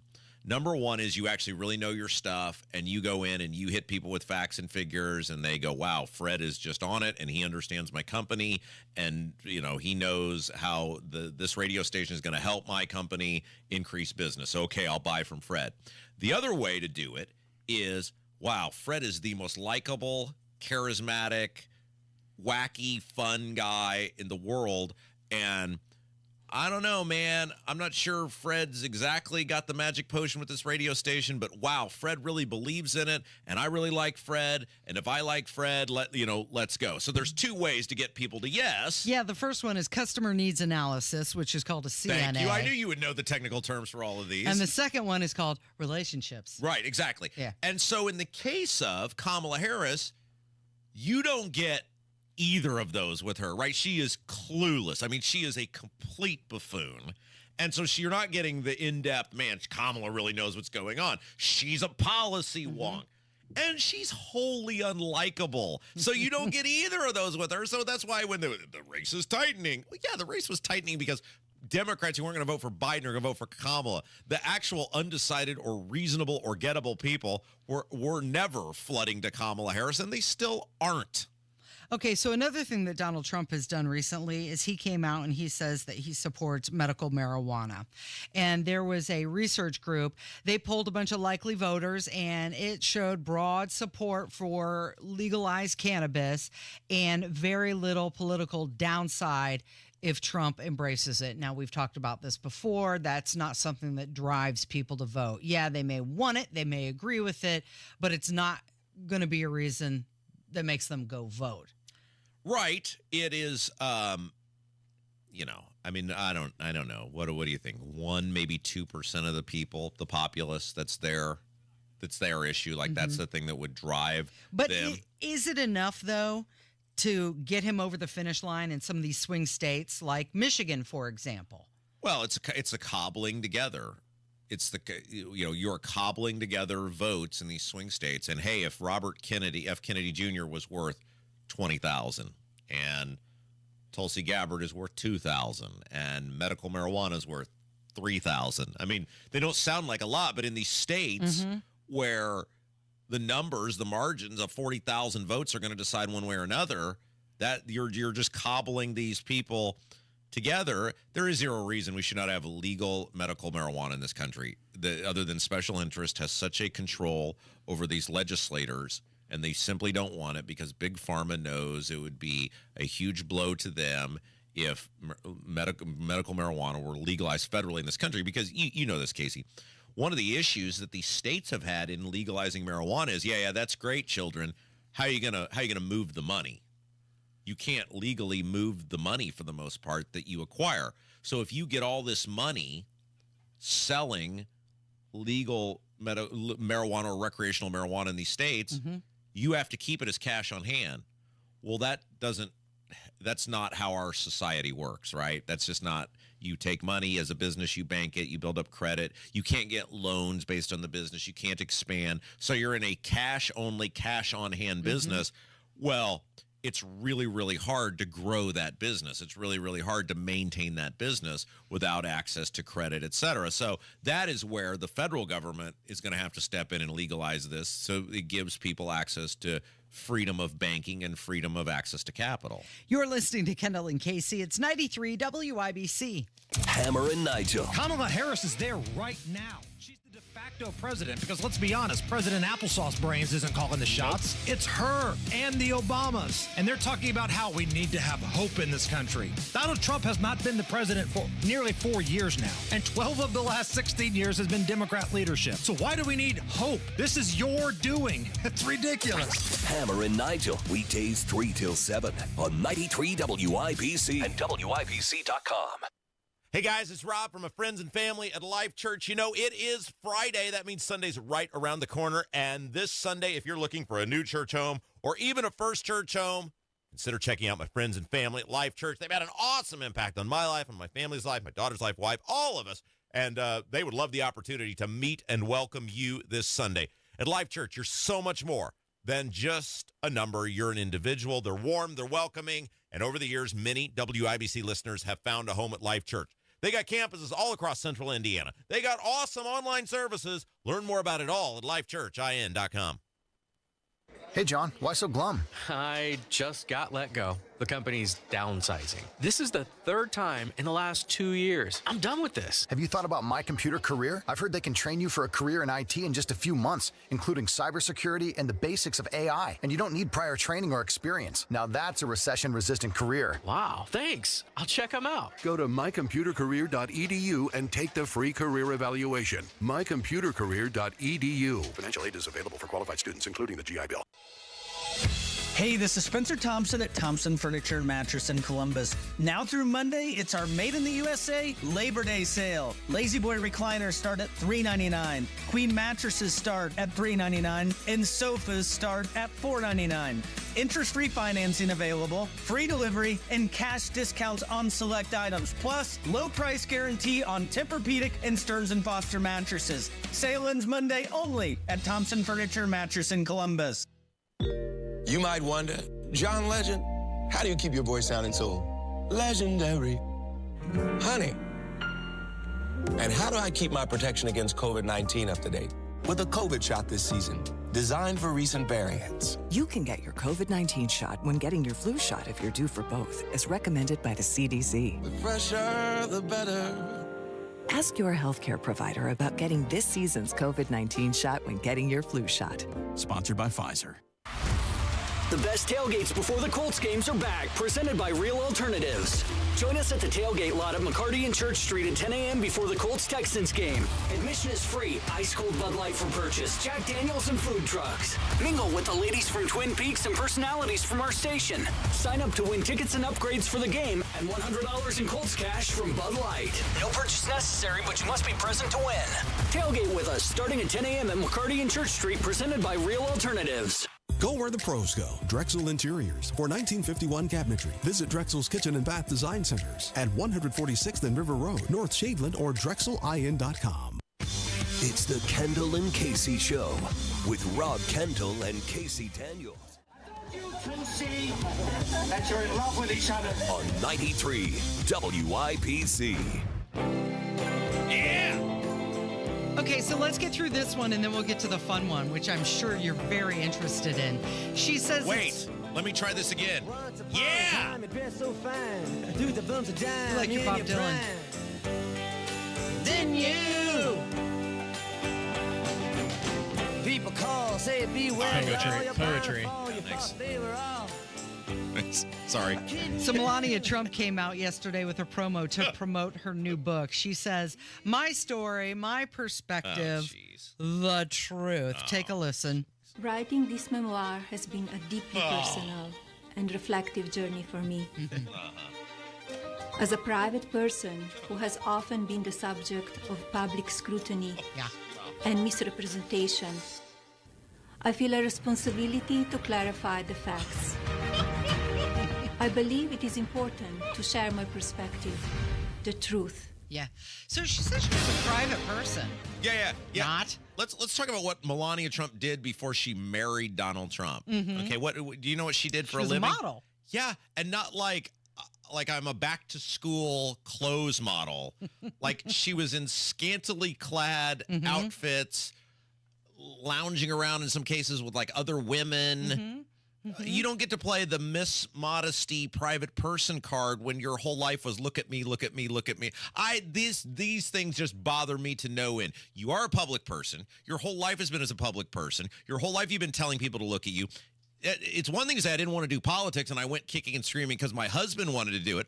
Okay, we can have that conversation. Yeah. But you are not a private person. You are not some person who shunned the spotlight. And you don't get to act like I should read your book because you've gone, writing this book totally against your will.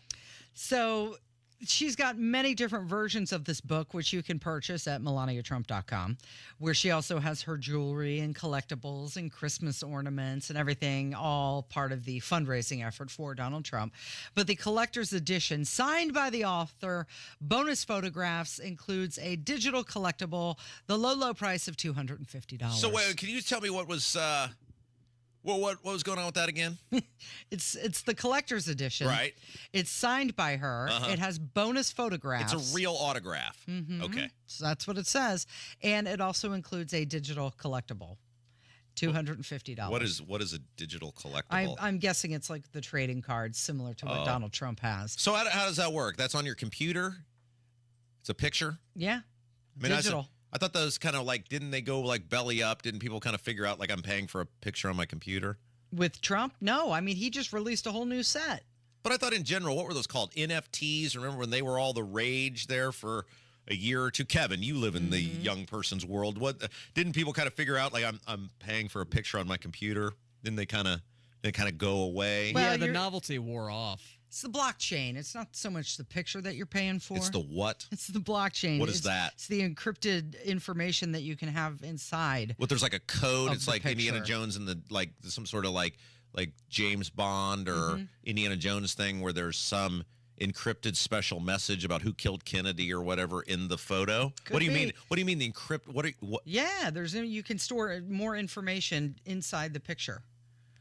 What information would you store inside of a picture, Casey? I don't know, but you reminded me to check my Ethereum account. How you doing? $52.43. Oh, so you're back to about half of what? Because that's an NFT. That's tokens. So you're talking about non-fungible. Okay, so what? So you bought Ethereum at $100. Yeah. 2 years ago. Bitcoin's having a rough day. It's down $1,000. Yeah. So Bitcoin was 66,000 at one point.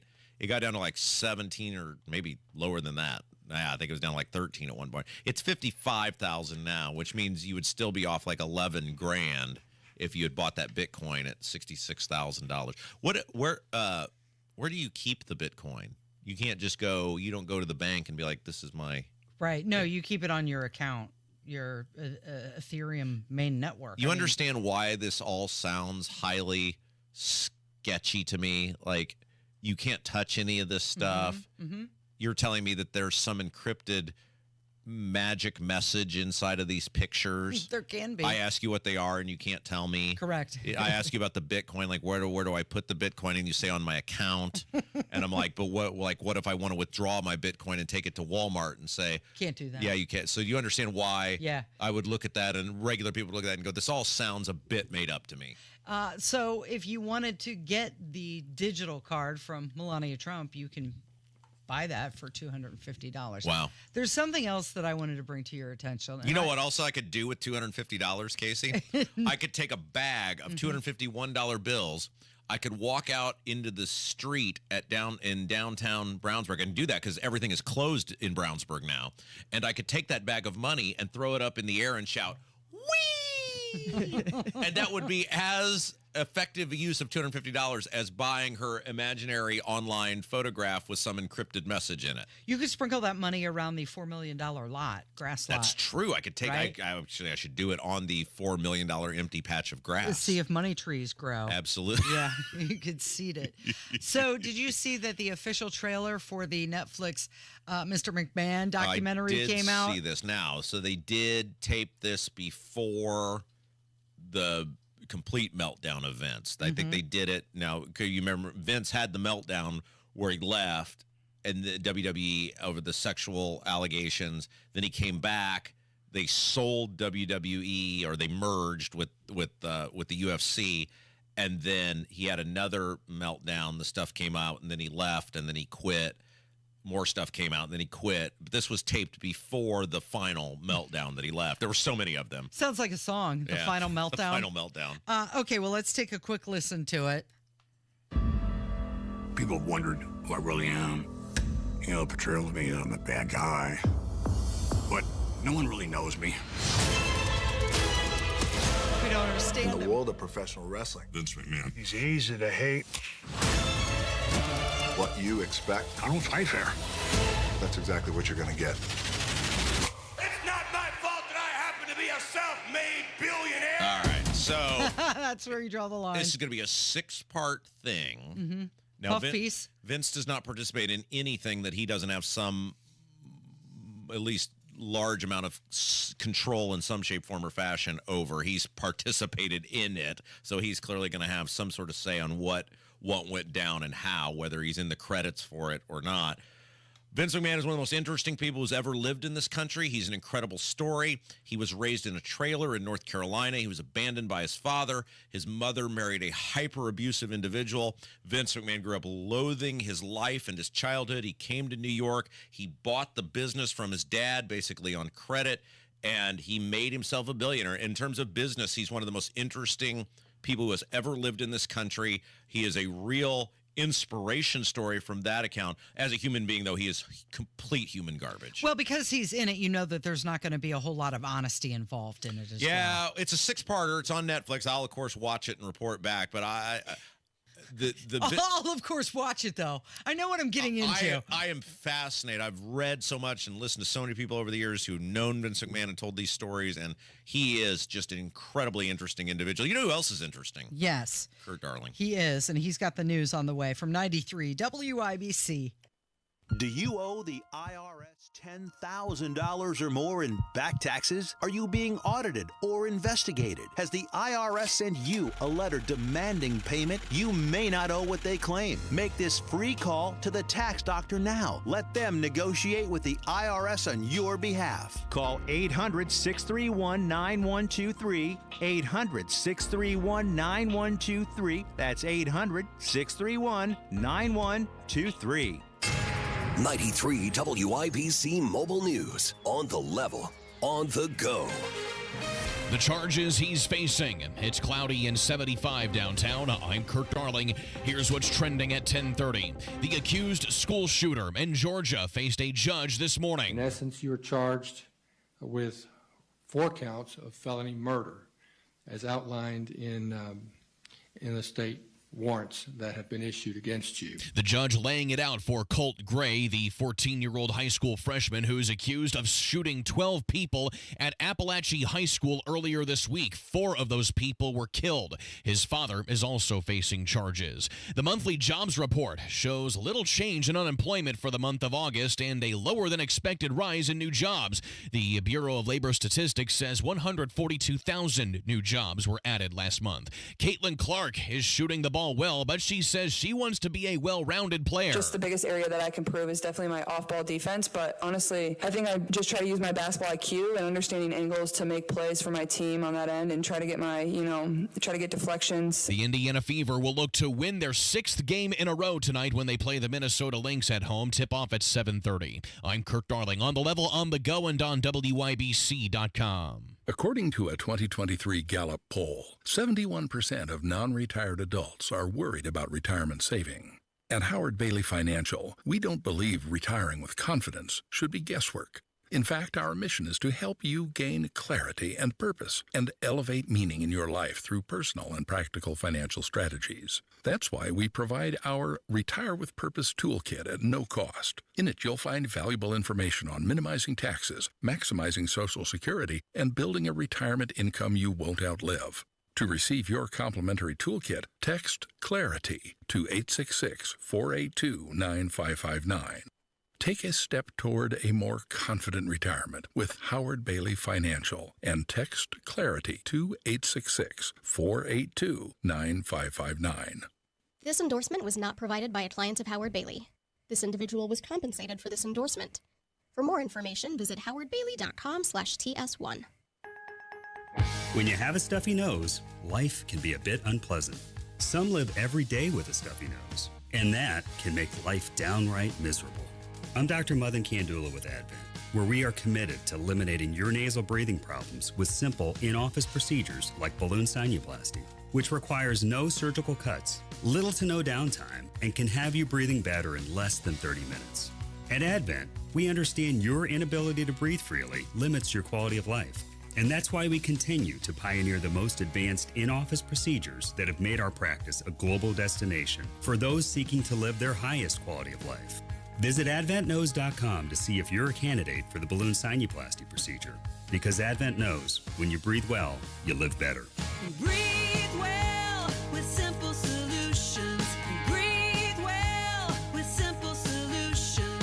AdventKnows.com. Results may vary. Tommy, I can't wait for golf this weekend, huh, buddy? Time flies. Love you, man. Oh, don't forget your knee brace again.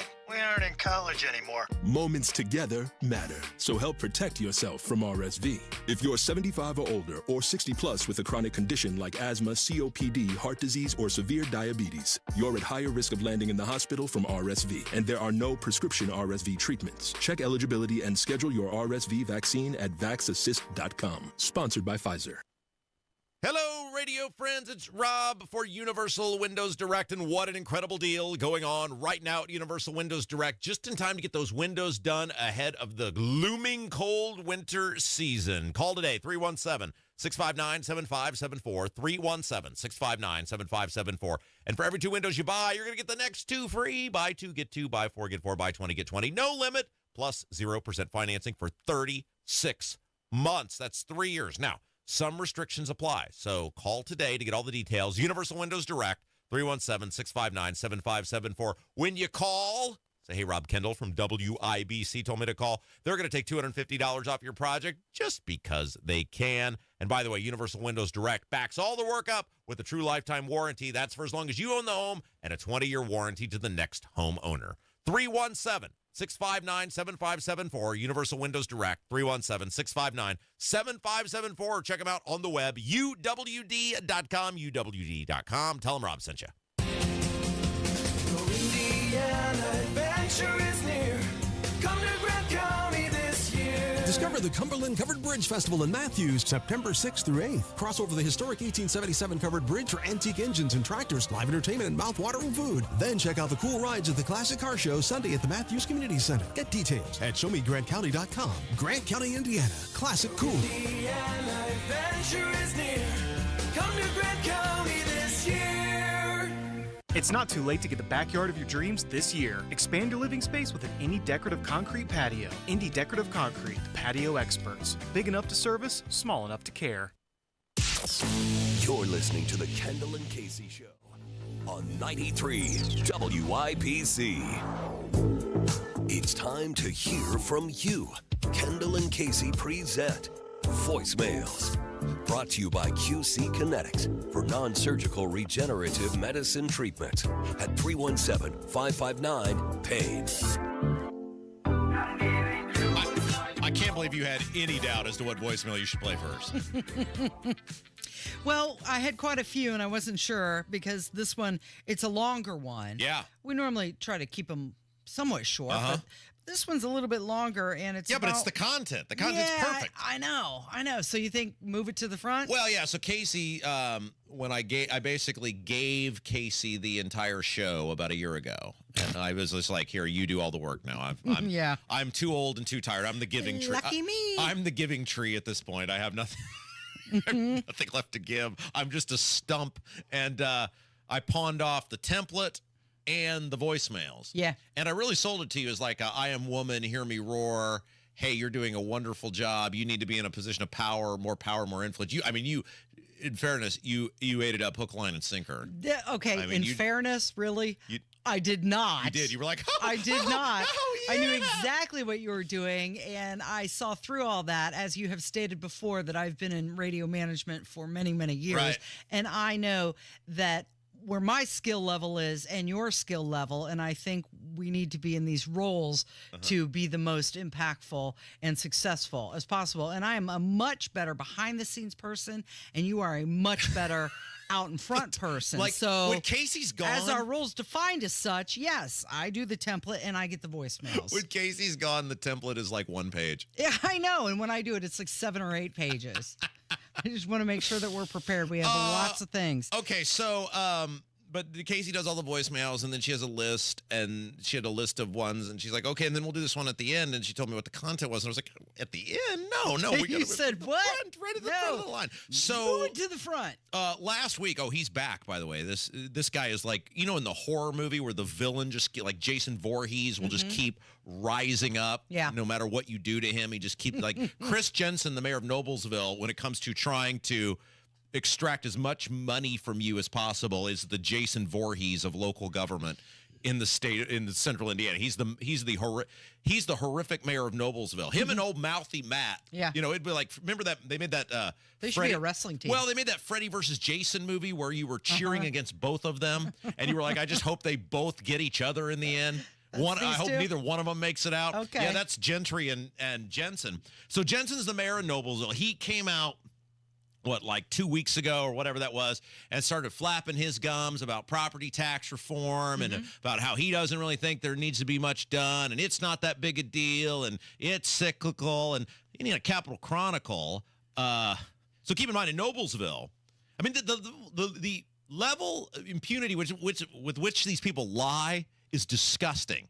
So Noblesville is the home of a $36 million taxpayer-funded basketball arena for the Pacers G League team. Yeah, Mad Ants. The Mad Ants, right? Chris Jensen, the mayor of Noblesville, thought being a good steward of your money was $36 million for a basketball team, a minor league basketball team. And so there was some article in the Capital Chronicle about these local government people who are like cockroaches, man, and they're trying to get ahead of any property tax reform. They're trying to basically cut it off at the pass, and they're like putting out their own suggestions. Of course, none of it's really going to help you to blunt the blow of accountability. And Jensen is the head of one of these groups. And their new push, Casey. Here, I'll just read it from the Capital Chronicle so nobody can say Rob is, distorting. All right, are we ready? Yep. Mayors would like additional local revenue streams. This could come by making it easier for cities to implement local income taxes without going through this county council, or through food and beverage taxes without having to seek permission from the legislature each year. So what he's saying, what this clown is saying is, if you at the General Assembly dare do anything to cut off anything that impedes me buying a $36 million basketball arena for a G League basketball team, we want new ways to take from people if you're going to help them save money somewhere else. Yeah. That's who you're dealing with in these local governments. That's how irresponsible these Republicans, these mayors, whether it's Jensen or Fadness, or I just saw this clown that runs Westfield and it got a big old expensive car. These people are financial predators, Casey. They are financial predators. They believe you exist so that they can extract money from you. Then he had the audacity to say, are you ready? Yep. I don't think any of us are big spending mayors.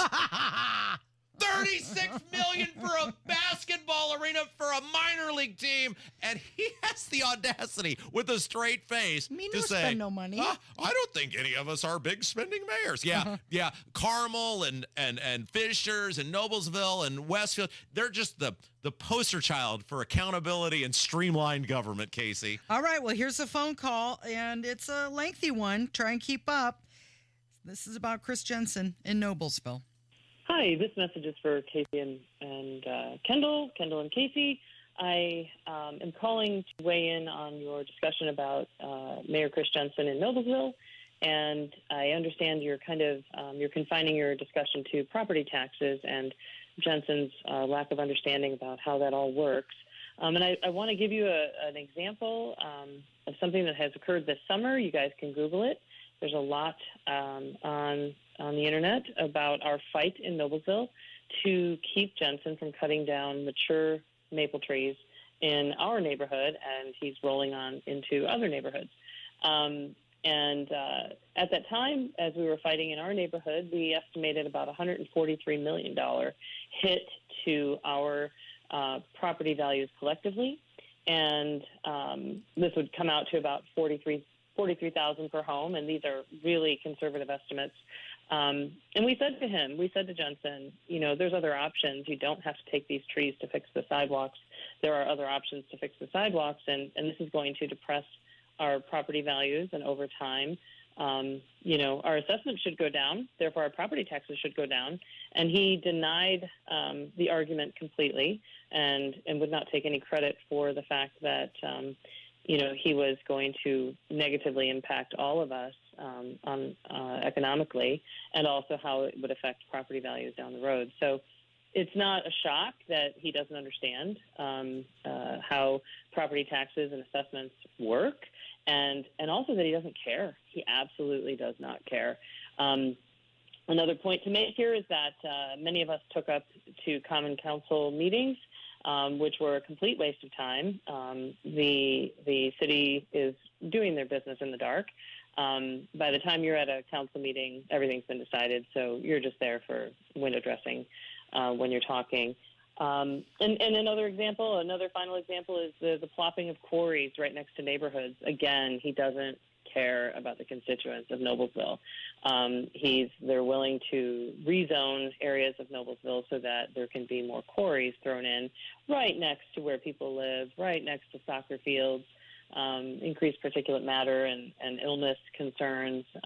He doesn't care. So it's absolutely in line what you're all discussing this week. So keep on.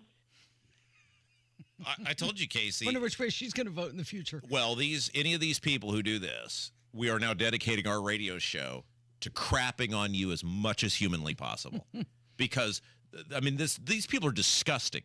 They're disgusting. The idea that you believe that basically if you live in Noblesville, that mayor there believes you work for him.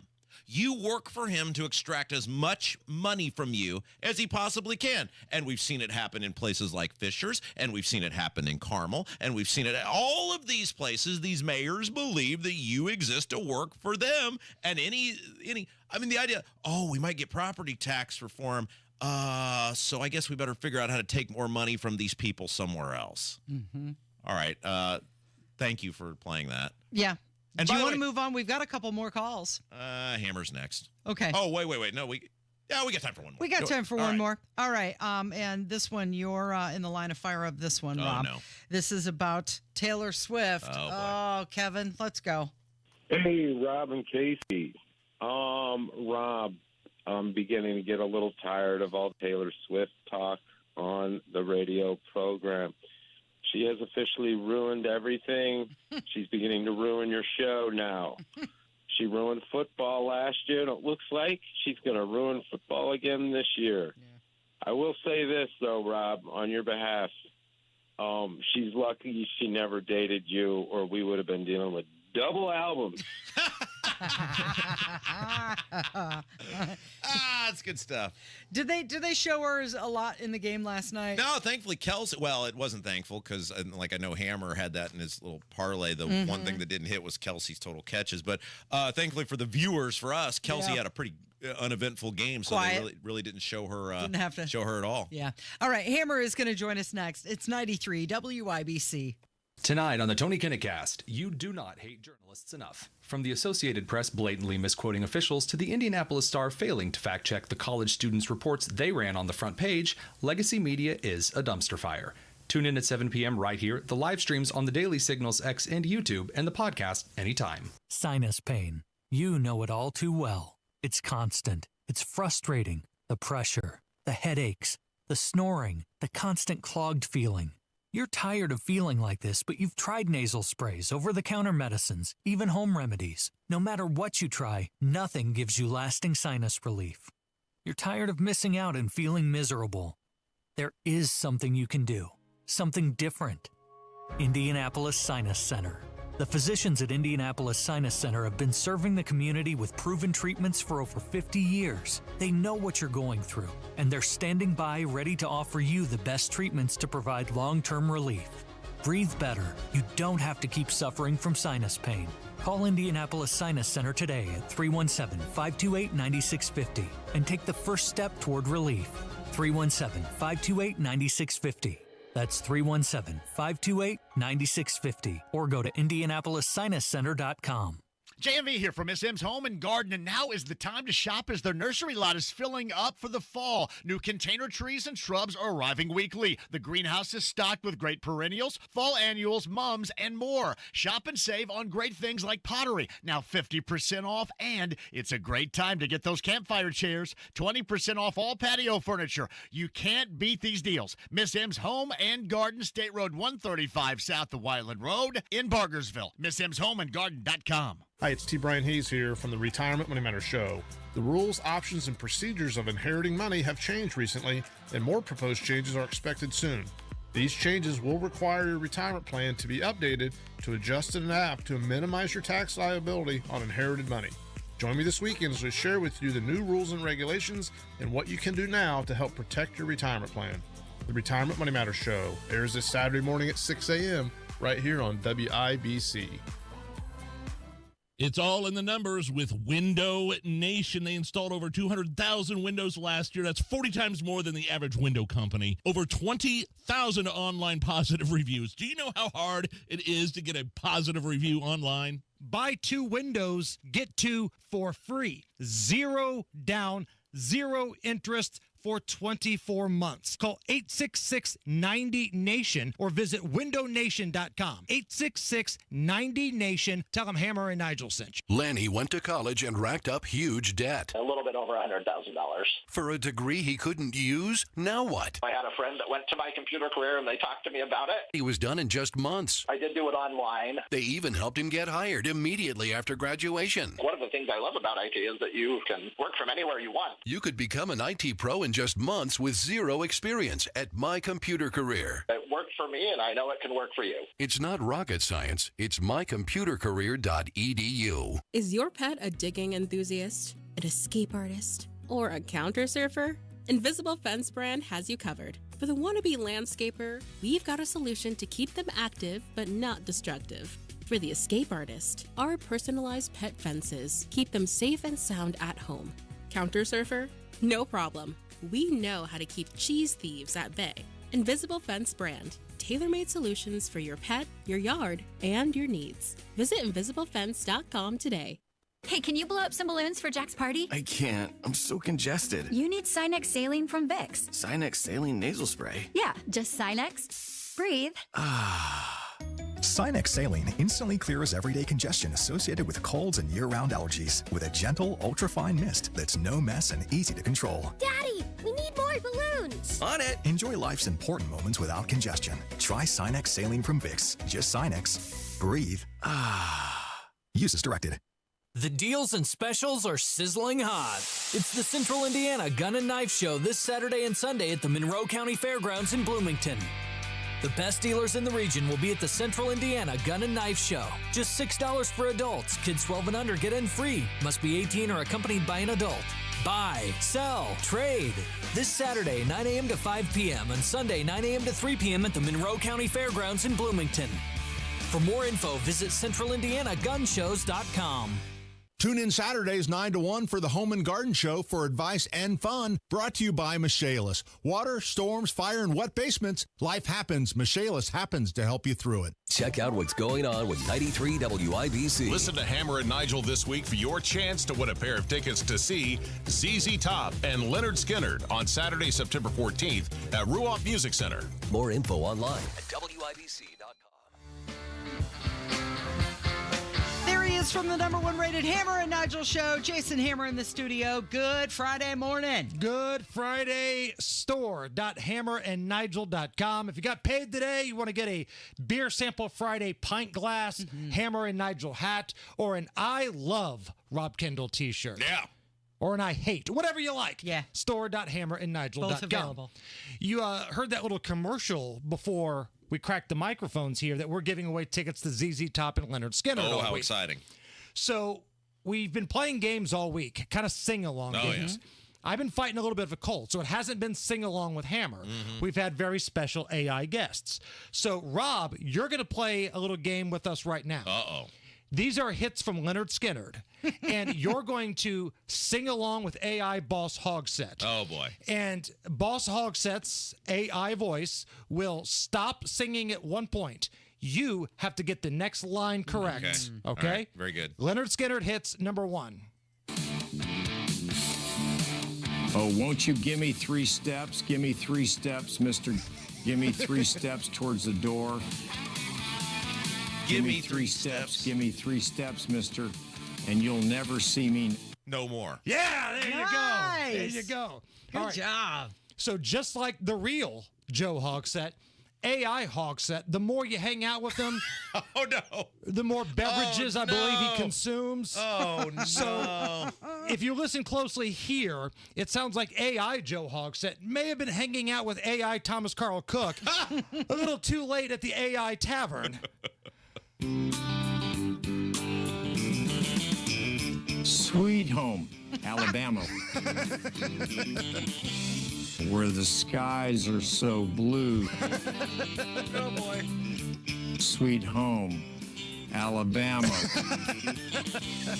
Lord, I'm coming. Home for you. Home to you. Home to Yeah, you. Close enough. Yeah. Nice. We'll take it. We'll take it. And I was much more clear than Joe. The AI was way more clear than what real Joe would sound like for sure. Had a good night last night. Yeah. So the Degenerates Next Door is the new podcast that Rob and I do. It's really fun. There's nothing else like it out there because so many people take this stuff so seriously. Like half the time it's like I'm roasting Rob and he's giving me crap and we're just bitching and moaning because we lost the game. It's a fun podcast, but last night on the NFL show, I gave you my plays for last night.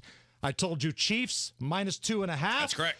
It was close. Yep. Yeah. Came down to the Win's a nitty-gritty. win. Right. It's about time I caught a break. Yeah, you deserved it. After what happened in the college games. So we cashed that, and of the 3 prop bets we had, we hit 2 of them. My favorite was, so you basically, if you had bet all the props separate, you would have gotten, like you said, you got 3 right. Is that right? Yeah, of the 4 bets we made, counting the game, we hit 3, so we were 75%. Yeah, so if you'd have bet all 4 bets separately, you would have been 2 ahead. If you'd have bet 5 on each one, you'd have made $10 because you'd done 3 and 1. And I love some guy sends you a message, you missed one. The money would have actually been a little bit better because the Patrick Mahomes prop, the interception, we took the longer odds on that one. We had the over 0.5 and the anytime touchdown for Derrick Henry, too. So, yeah, we would have made more than double your money. Yeah. We would have been actually really good. I just love the listener guy, missed one. Missed one. That's fine. Whatever. 75% is damn good. Now, you have got action on tonight's Green Bay game. I do. You got the Packers. They're in Brazil. The Packers are the road team, I think, technically, but you know, Peacock-only game. That's right. I'll be watching that while I'm running high school football games tonight. And the Packers are a 2.5-point underdog. So if you want to hear Rob's play, download the show. It's free. You can go to the shows tab at WIBC.com, scroll down to the Degenerates Next Door. We're right next to supporting sobriety. Right. And anywhere you get your podcast, whether it's Apple, wherever you get your podcasts at. Again, free show. We do a college show on Tuesday, NFL on Thursday. And I promise you, you'll listen, you'll laugh, you might even win a few bucks. Speaking of college, if you go to our one we did Tuesday, you've got a hot take on a game tonight as well. Tonight's the Degenerate Special. It is not normally Big Ten and ACC teams, but when it's Duke at Northwestern on a Friday night on a practice field by a lake, that counts as a Degenerate Special. No one's going to be watching that game at all.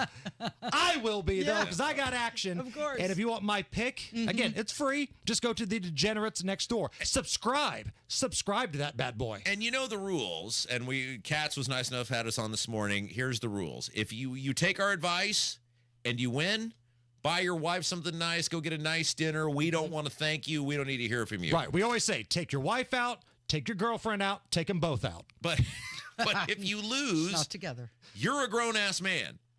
You didn't have to take our advice. You made the choice to make that bet. We tell you what we think is going to happen. And we do the homework. But if we lose, we don't want to hear from you because you're an adult and you made the choice to make the bet. And we lost with you. Yeah. It's not like, we're not making these bets. Like, I've got action. So, yeah, man, I'm excited. Big weekend. And the sooner you listen to the shows when they come out, man, it pays dividends because a lot of the games we talked about on Tuesday, some of those lines have just jumped way out of proportion now. So listen on Tuesday when the college show comes out, Thursday afternoon when the NFL show comes out, and Casey, you'll make so much money, you can be above the law. Fantastic. You know what? I'm doing something to ingratiate myself towards you. What's that? Last week, you had me do the college fight songs, and I missed Tennessee. Got a day off coming up. A long 3-day weekend. Kent State versus Tennessee, Saturday, September 14th. Okay. I think I need a little bit of an education on the checkerboard end zone. Old Smoky Moonshine coming your way. Let's go. You're going? I think so. I think that's the plan. Neyland Stadium, baby. Yeah. What's coming up this afternoon? So the boy, Chris Hammer, will join us. He's trying to get the UND men's bowling team back, saving it. We'll have an update, biggest stories of the day, and Eric Allen from B105.7, Celebrity Beer Ball. Fantastic. Thanks, Hammer. It is Kendall and Casey on 93 WIBC. Kevin Wilson is going to join us. Or a professional looking to make an impact towards a greater cause? If so, please join us for a powerful morning of hope and action at the Hope Starts Here breakfast on September 19th at Lucas Estates. I'm Pastor Nathan Peternell, and Life Church wants to invite you to join us in supporting the fight against sex slavery while partnering with Project Rescue. Enjoy a time of networking, a free breakfast, hear some inspiring stories, and learn how you too can make a difference. Together we can bring hope and freedom to those in need. For more information, go to lifechurchin.com. Hammer and Nigel here, inviting you to join us as we kick off the weekend every Friday around 5:45 with Beer Sample Friday, brought to you by our friends at Thompson Furniture and Mattress in Columbus. Coming up in 2 minutes, what police think may have led to 2 people dying on the east side. Plus, the Indianapolis Colts are just days away from starting their next campaign. I'm Kurt Darling. That and more coming up from the Technology Recyclers Studios after Fox News. You're listening to 93 WIBC, WIBC HD1 Indianapolis. It's 11 o'clock. Former President Trump back in court in New York.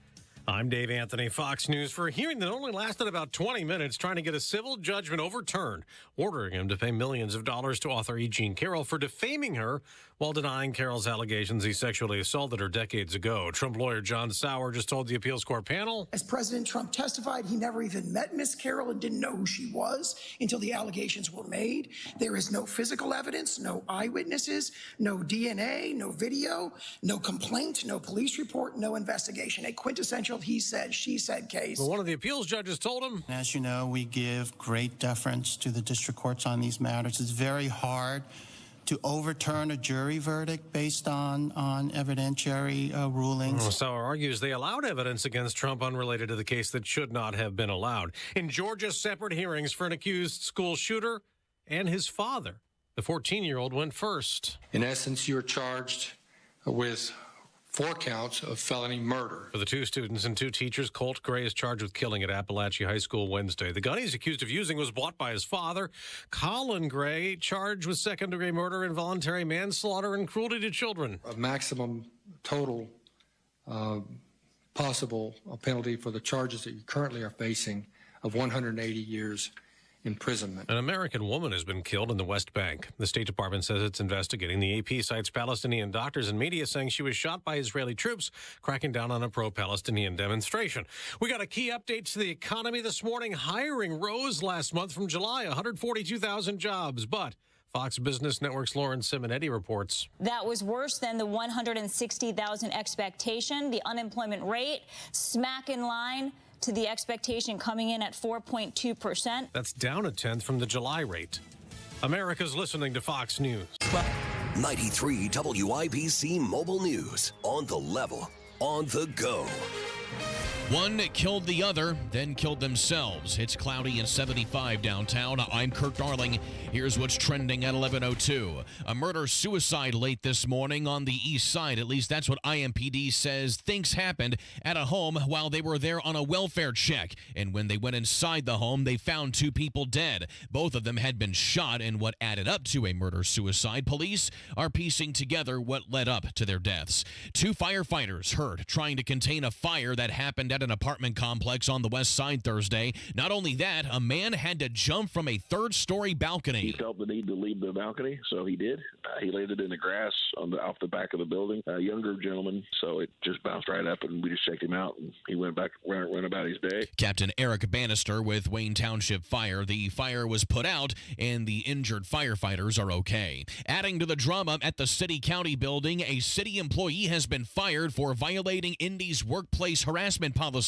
Sasha Nixon reports. The city apparently found overwhelming evidence supporting allegations of sexual misconduct made against Matt Pleasant. This follows reports that former Chief Deputy Mayor Thomas Cook sexually harassed and or assaulted multiple women. Wish TV reports that Pleasant was formerly the administrator for the Division of Current Planning.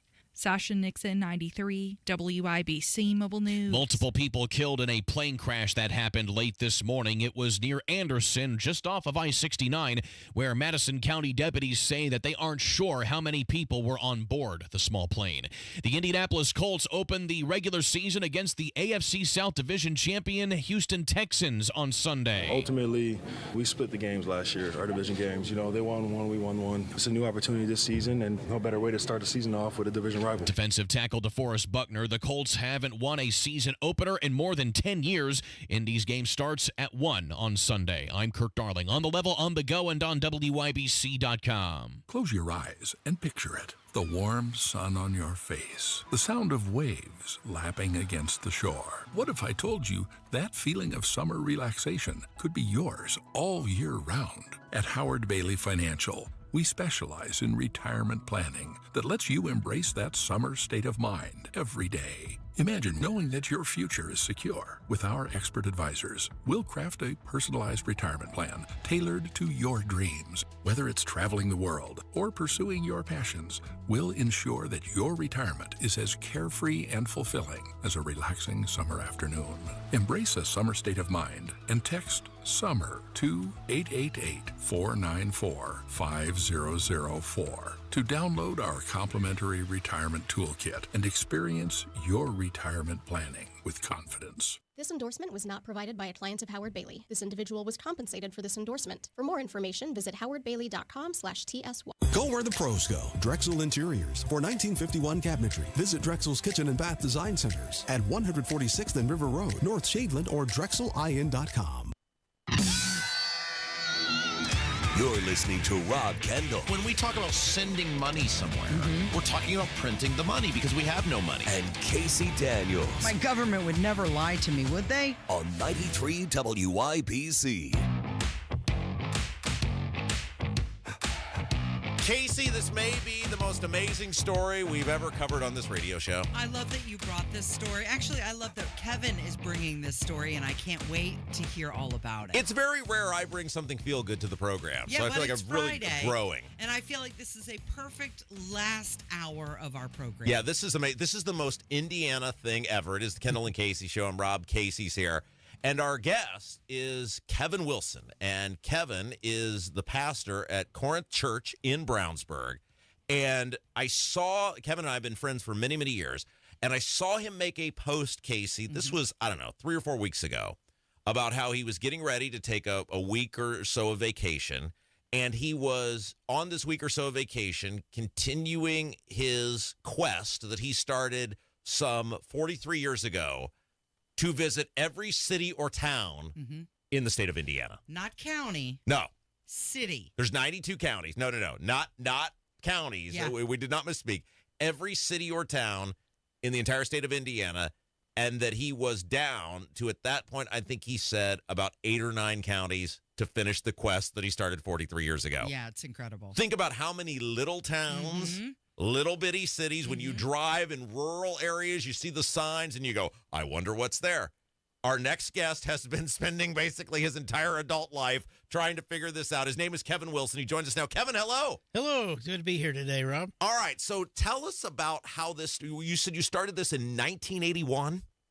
1981. I was 24 years old, and I had lived a pretty wild life as a teenager. And you were not a pastor back then. No, I got serious about God, and he filled me with his spirit, and I thought, I've got to tell people about Jesus. And I read the scripture in Acts 1:8 when I was 24 years old, and it says, but you shall receive power when the Holy Spirit has come upon you, and you shall be witnesses unto me in Jerusalem and in all Judea and Samaria and to the end of the earth. And I thought, well, I'm in Indiana, so what's my Jerusalem? And at the time, I lived in this little town called Thorntown. Yeah. I moved up north there in Boone County, and I thought, well, I'll just start here in Thorntown, and I'll and the goal was to reach at least one person in every city, every town in this state with the gospel. I was going to share with them the good news about Jesus Christ. So I started in Thorntown back then in 1981, and I had to reach at least one person. Yeah. So then I looked at the next town that was really close by, and I started in Boone County. And this was, you got to remember, this is 1981. So, like, we think of Boone County now or Hendricks County now. These were largely disconnected rural areas at the time. Yeah. And back then there was no GPS, but I didn't really know that I was going to keep at it. I thought this would be cool to start. From there, I went up into Clinton County, and then there was Montgomery, and down to my home county, Hendricks and Marion, which was interesting because you got Indianapolis, and I said to myself, okay, do I just get the whole city, one person in Indianapolis? And I thought, wait a minute, there's Speedway, there's Beech Grove, there's all these. So I went to those too. Right. And I just kept at it. So now here we are in 2024. Yeah. And I've even tallied how many people I've talked to and reached in this 43-year period. And I can tell you it's 18,434 people. That's unbelievable. So if you're just joining us, our guest is Kevin Wilson. He's the pastor at Corinth Church in Brownsburg. We're talking about this incredible journey he started in 1981, right? 1981. Yeah. To try to talk to at least one person in every city or town in the entire state of Indiana. And as of today, you're down to 6 counties and one little tiny town down in Knox County where Vincennes is that I missed because a river flooded and I couldn't the roads were blocked off. So I got to go clear back down there. Okay, so my dad and I were talking about this yesterday. I said, Kevin's going to come on the show and tell us this. By the way, this is, Casey, am I wrong? This is the most Indiana thing ever. Yeah, I love this. So I said, one of the cool things I bet for this, because by the way, you can't see this, but Kevin has the original map that he started with. I mean, it's an incredible... Looks like a very old Rand Oh, McNally. it's unbelievable the way this thing is marked off. Mm-hmm. And I said to my dad, one of the cool things I bet about this is you have been through so many cities and towns that through consolidation, et cetera, they simply no longer exist. Yeah, some are ghost towns now. I mean, but I found him. Along with this burning to evangelize people came, the Lord just brought a lot of cool things. I've seen about every covered bridge. I mean, I've been everywhere. I've seen all kinds of, and I've always loved history, Rob. I mean, some of these towns were really boom towns way back in the day, and then they just fell off. Yeah. And I always wonder what caused that to happen economically. Why did all these people move away? But it just became quite an adventure in and of itself, seeing all these different places. Tell me the strategy, because you said you started obviously in Thorntown, your hometown, and then you went to Clinton County. But at some point you had to say, because you've been doing this for 43 years, you're like, I'm so into it, I got to finish it now. So talk about how you came up where you're just like, well, someday I'll be visiting Davies County and someday I'll be in DuBois. Or were you like, was there a strategy each year? Because you're basically hitting, with 43 years and you're down to about 6 counties and there's 92 counties, you're basically hitting 2 counties a year. I mean, I did try to do the math, right? Yeah, kind of. If you do that, it's been give or take, depending on how busy I've been. Right. How much time. Well, I started by, my dad was like this. He was always really big on facts and figures, but I would look at the map. Where am I at? Now, what's the next closest town? What's the next? What were you considering a town? Did it have to have a government or population? If it was on this little map. If it was on the map, okay. And I found some of them had like 2 people, or you could see the remnants of a couple houses, So would you literally, because there are a lot of little towns that have a convenience store. You could just walk in and spread the good word and then head on your merry. But like some places you would literally have to go up to someone's house? You had to find somebody. And if you didn't find somebody, I realized practically I wasn't going to just be one of those weirdos coming to your door, right. And all that. So I found out there was one little strategy. If I could not find a person to talk to, I brought these along. These have the gospel in these little gospel tracts and stuff. And if they had a paper box, I'd put it in their paper boxes. I would go around and maybe 5 or 6 paper boxes and make sure they would, when they get their paper, you can't put them in mailboxes because it's against the law. And so they'll get it that way if I have to. I mean, that was my last resort, So do you have any idea how many actual towns and cities you've talked to someone in? I would have to tally them all up in this notebook, but I list them. I list the counties they're in, how many people that I reached. And this thing's old too. I mean, I got to the point where I'm writing on the back side of the papers. I wish people out there could see the notebook, but. Well, I think what we'll do is maybe we'll take a picture of it, and then Casey, because she's the social media queen, can post it up, and then I'll share it, and then that way people can kind of see exactly what this is. So when you were talking with people, were you welcomed, or did people look at you kind of like, what's this guy all about? What was the initial reaction? Not always, but I found a strategy where I started talking about the project with people. I said, hey, I'm on this project, and do you know where Osceola is, and I knew where it was or something. They said, well, yeah, you're right here. And I go, oh, good, because and I'd show them, and they'd start getting fascinated. And I said, I'm a Christian, and I want to share it. And most always they're receptive. Yeah. So then I would just share it. I said, would you be my subject? And then I would just talk to them, And I bet your engagement with different people, the length of time you spent with different people varied. Oh, sometimes it got involved. I remember this older guy one time out. He was in this small field, and he was picking sweet corn. He had the stand. He was going to sell it. And I thought, oh, good, here's the one person I could find. I got to talking to him, and it was getting kind of late in the day, and he was picking this corn, and I just started feeling sorry for him. So I ended up helping him pick that whole field of corn. And, just got involved in that. That took quite some time, so I didn't get a lot done that evening. But it was pretty cool. I got to know the guy and just all these different types of people. Do you still keep in touch with anybody that you've met over the years? Well, I can tell you there's one thing that happened, and I hadn't even hardly got out of Brownsburg. I rounded the corner as I left my house, and I got a few miles away, and I was heading for my location, and these ladies had a wreck in their car. They flipped upside down, and I found them upside down in their car, which is part of this kind of adventure, because you find people stopped along the road and stuff like that. You're checking the box, right? One example, yeah. And I hello? thought, well, I'll be talking to these people. I'm on my way, so they'll be tallied in the next town I go to if I get there. But they were upside down in the car. I just had a terrible wreck. They were older ladies. One had a broken neck. Oh, jeez. And I didn't realize it, but I knew what to do. I held their hand and talked with them, prayed with them, shared with them, and called 911 immediately. And they were so good getting out. They had to get them out by the jaws of life. But they looked me up later. And so that's you. A couple families, yeah. Couple families actually showed up at Corinth. They came clear to the church. Oh, that's great. I love that. That's one example. If you're just tuning in, Kevin Wilson is our guest. He's the pastor at Corinth Church in Brownsburg, and he has spent the past 43 years trying to visit at least one person in every city or town, not county, city or town, in the entire state of Indiana. We'll continue this incredible story when we come back. It's Kendall and Casey Show, 93 WIBC. This could be one of the most consequential votes of our lifetime. Who will be our next governor? U.S. Senator. Our next president. Who will represent us in the General Assembly? You have a voice with your one vote. Unhappy with the current state of affairs? You can do something about it. Voting is one of our most important rights as Americans. It's how you can stand up for your beliefs, your values, and for future generations. A reminder to make your vote count on November 5th. November 5th. From WIBC and Urban One. Denny Smith here for Sundown Gardens. Now's the time to shop as their nursery lot is filling up for the fall. New container trees and shrubs are arriving weekly. The greenhouse is stocked with great perennials, fall annuals, mums, and more. Come shop and save on great things like pottery, now 50% off. Sundown wants to help you get your landscaping right for next spring.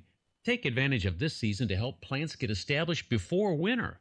Sundown Gardens at 186th Street and Spring Mill Road in Westfield. SundownGardens.com. Guy Relford here. Time again for the Indy 1500 Gun and Knife Show this coming weekend at the State Fairgrounds, Friday, Saturday, and Sunday. There's never been a more important time to exercise our rights as true Americans. It's the Indy 1500 Gun and Knife Show. See the best in sporting, hunting, and personal protection gear, plus great displays of Americana. Come see us this weekend at the Indy 1500 Gun and Knife Show, Friday 2 to 7, Saturday 9 to 6, and Sunday 9 to 4. It's the Indy 1500 Gun and Knife Show. See you there. Hey, can you blow up some balloons for Jack's party? I can't. I'm so congested. You need Sinex Saline from Vicks. Sinex Saline Nasal Spray? Yeah, just Sinex. Breathe. Sinex Saline instantly clears everyday congestion associated with colds and year-round allergies with a gentle, ultra-fine mist that's no mess and easy to control. Daddy, we need more balloons. On it. Enjoy life's important moments without congestion. Try Sinex Saline from Vicks. Just Sinex. Breathe. Use as directed. Go where the pros go. Drexel Interiors. For 1951 cabinetry, visit Drexel's Kitchen and Bath Design Centers at 146th and River Road, North Shadeland, or DrexelIN.com.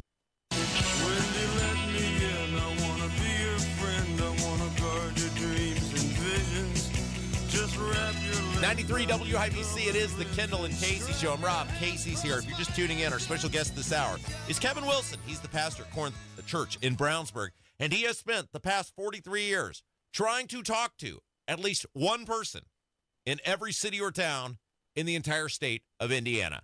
not county, city or town.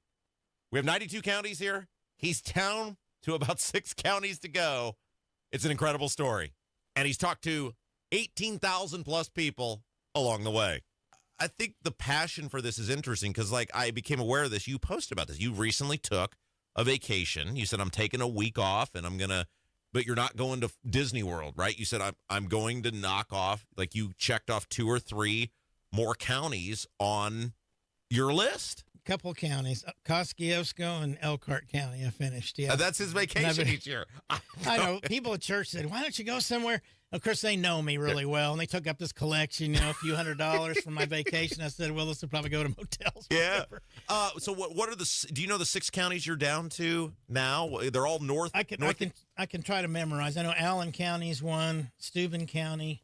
He's pulling out his map right now. My old map. And by the way, so people can't. I can look at you through. People can't see it, but he literally colors them off as he hits a county, and it's probably pretty cool because you're like, I colored that county in 1986, or I mean, literally you've just been going and going and going and going, and so you basically it's northeast Indiana now, right? Northeast LaGrange, Steuben, Noble, DeKalb, Whitley, and Allen, and I've got some of these partially done. Yeah, so they're not the whole county.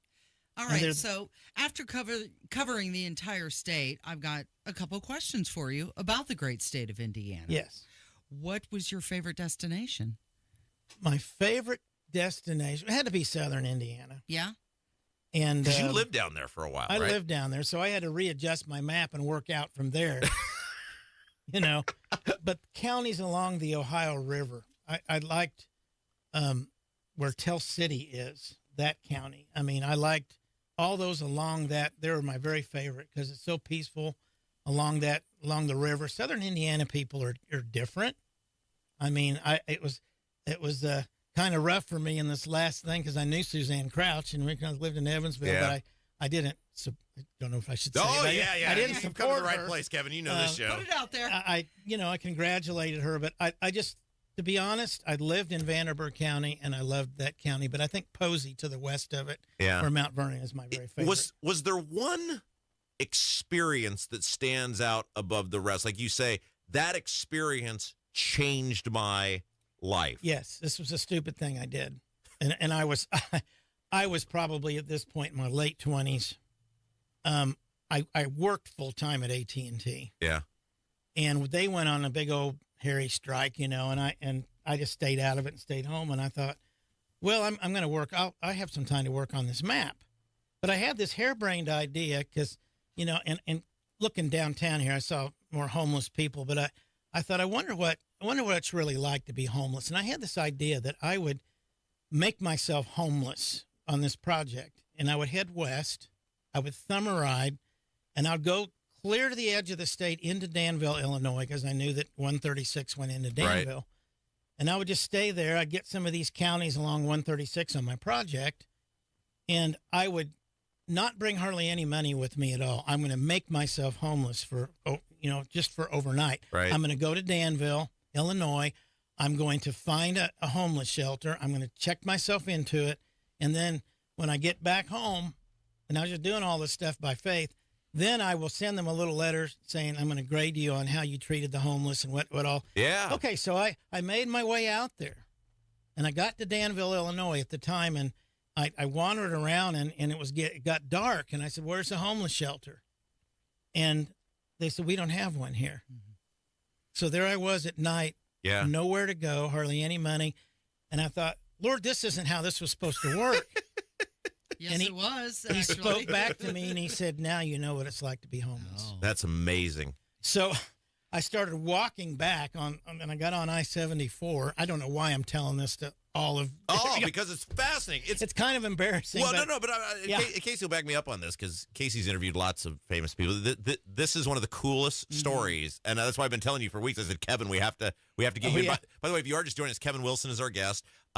He has spent the past 43 years trying to talk to, not visit, not drive through, talk to at least one person in every city or town in all 92 of Indiana's counties. He's down to 6 counties. Right.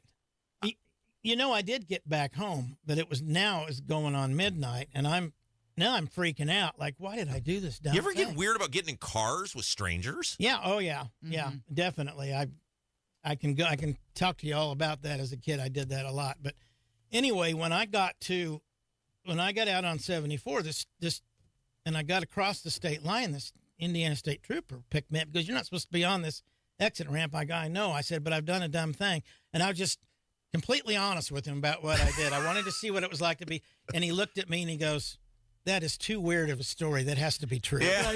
So he took me all the way towards. Oh, I love that. All the way up the interstate. Took me, and I got home. Got home before.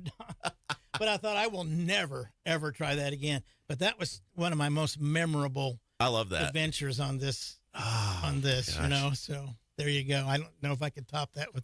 Were there any hidden gems across the state that you came across that you weren't expecting? Just a lot of it from my standpoint. I've always been one to, even before I got on this project, when I took vacations, I always took the back roads. I always went to places people don't normally go. Like I'd look up and there's the biggest ketchup bottle in Iowa, and I'd just have to drive there to see it. Have you been to Mentone and see the world's biggest egg? Yeah, I've been to all those places. You go down, I think it's Cannleton. They have this big, long, eerie tunnel underneath the railroad track.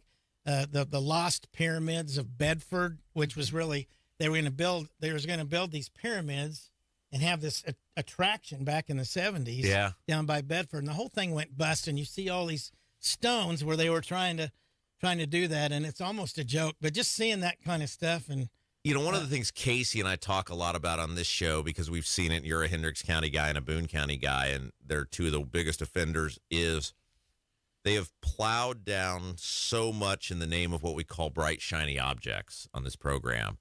And we always talk about how once you do it, you can't undo it. You can't replant that land. You can't reestablish those things. And I think a story like yours is valuable because so many people just move here and they have no concept or appreciation for what came before. And I think that's what your story's about, is you're telling the tale, you're telling the story, you're keeping the stories alive of these memories and these special places that have now gone away. And people. And, of course, being a minister, my heart is warmed by being able to share the good news. And I hardly ever have people reject me. Right. Every now and then people say, well, that's a personal matter, and I don't want to talk about it. I get that. I mean, I understand the rules of evangelism and all that. But, yeah, I mean, there's just interesting places. People really need to check this state out. Like they got the biggest waterfalls out by Williamsport in Attica, Indiana, by the Badlands up there. And there's just fascinating places throughout the state, historical figures that have lived here. I mean, James Dean up there in Fairmount, you know, things like that. And so along the way, I really... Have you ever considered writing a book? Yeah. Yeah, it probably wouldn't be on this, though. I guess... He's got other things to say. Well, look, man. I have a kind of a strange life. I know a lot of it, but I don't know how much Stan Levens has told you, but he knows about it. Did you ever think that you would not finish the project or give up, or what am I doing this for? Well, as I kept doing it, I really wasn't sure I would ever finish. But now that I'm getting close to the end, I'm thinking, man, this is one of the bucket list things I want to do before I go to be with the Lord. I want to finish this. I want to be able to. I mean, look, I've been various places in the world doing mission work, especially Central America, Guatemala, El Salvador. But what is it if you don't reach your own people? What does the Bible say? If you don't take care of your own, you're worse than an infidel. So I think that was something the Lord was saying, hey, you got people right here. Why go clear over some other part of the world if you won't even reach your neighbors, if you won't even love people right at your own back door? So Indiana's our back door. I love this. This is one of the coolest stories. Once you're done with this, you have to come back and tell us the completion of this, man. And we'll get some of those photos. I know Casey's taken some photos. We'll get them tweeted out and shared. Kevin Wilson, this has just been a fascinating story, man. It's the most Indiana thing ever. I love it. I love you. You've always been great to me. Thank you for sharing the story. Thank you for having me. It's an honor to be here, and I love your programs. Keep it going. up. Yeah, you keep going. We want you to finish this project. Does it have a name, by the way? I feel like it needs a name, like the Kevin Wilson Project or something, you know? I mean, it's the sort of thing that belongs in a museum. Right. It needs a brand. Yeah. Yeah. I don't know. When I typed up a few notes to come in here, I put Indiana State City and Town Evangelism Project. That sounds kind of a little too official from what I started doing. I love it, brother. Well, we appreciate you coming in today. You're listening to Kendall and Casey on 93 WIBC. It's happening. Indiana is investing in our hometowns. Statewide, each region selected the local projects most important to our quality of life. And with the help of Indiana Ready grants, real progress is all around us. With the help of a $1 million Ready grant, the City of Kokomo and Ivy Tech's new Industry 4.0 training lab will help revitalize the region and train workers in cutting-edge 4.0 smart manufacturing systems. Over $3 million in Ready grant money for major road and infrastructure improvements in Peru is helping bolster the city's exciting new developments along the Wabash Riverfront and Riverwalk Way. It took bold thinking and working together to put Ready into action. And there's more to come. Learn more at IndianaReady.com. That's Indiana, READI.com. Brought to you by the Indiana Economic Development Corporation. ForTheBold.com. Sinus pressure, congestion, snoring, being unable to sleep, being unable to breathe. Yep, it's another sinus infection. You've Googled, watched videos, tried over-the-counter sprays, medications, and home remedies, but nothing ever works. There must be some kind of treatment that can help, right? Indianapolis Sinus Center understands how draining it can be when you try treatment after treatment without any relief. That's why they've been serving and treating the community for over 50 years. Indianapolis Sinus Center has performed thousands of procedures and helped thousands of patients find lasting relief they didn't know was possible. Patients like you. If you've had enough of sinus pain, pressure, and congestion, schedule a visit with Indianapolis Sinus Center today. Call 317-528-9650 and take the first step toward breathing easy. 317-528-9650. That's 317-528-9650 or visit IndianapolisSinusCenter.com. 93 WIBC Mobile News. On the level, on the go. Laying out the charges. I'm Kirk Darling. Here's what's trending at 11:30. Accused Georgia school shooter Colt Gray, just 14, went before a judge this morning. That judge put out the charges that he faces ahead of the trial. So for each count, the maximum penalty is that you could be punishable by imprisonment for life or without parole, or by imprisonment for life. Gray is accused of shooting a dozen people at Appalachia High School in Georgia. 4 people were killed. His father is also facing charges in the school shooting. Election day is less than 2 months away as the candidates are all over the country campaigning. Former President Trump is set to address the Fraternal Order of Police in North Carolina today. Meanwhile, Vice President Kamala Harris is in Pittsburgh, where she's getting ready for next week's debate. You can hear that debate next Tuesday right here on 93 WIBC. I'm Kirk Darling, on the level, on the go, and on WIBC.com. Your home is your sanctuary. Get the peace of mind you deserve with a free estimate on a Generac automatic standby generator for your home from Generator Supercenter, the nation's #1 Generac generator dealer. With expert installation and 24-hour monitoring, Generator Supercenter won't leave you in the dark. Financing is available. Take control of your power today with Generator Supercenter. Call 317-827-0808. Generator Supercenter of Indianapolis, 317-827-0808. You might wonder, John Legend, how do you keep your voice sounding so legendary? Honey. And how do I keep my protection against COVID-19 up to date? With a COVID shot this season, designed for recent variants. You can get your COVID-19 shot when getting your flu shot if you're due for both, as recommended by the CDC. The fresher, the better. Ask your healthcare provider about getting this season's COVID-19 shot when getting your flu shot. Sponsored by Pfizer.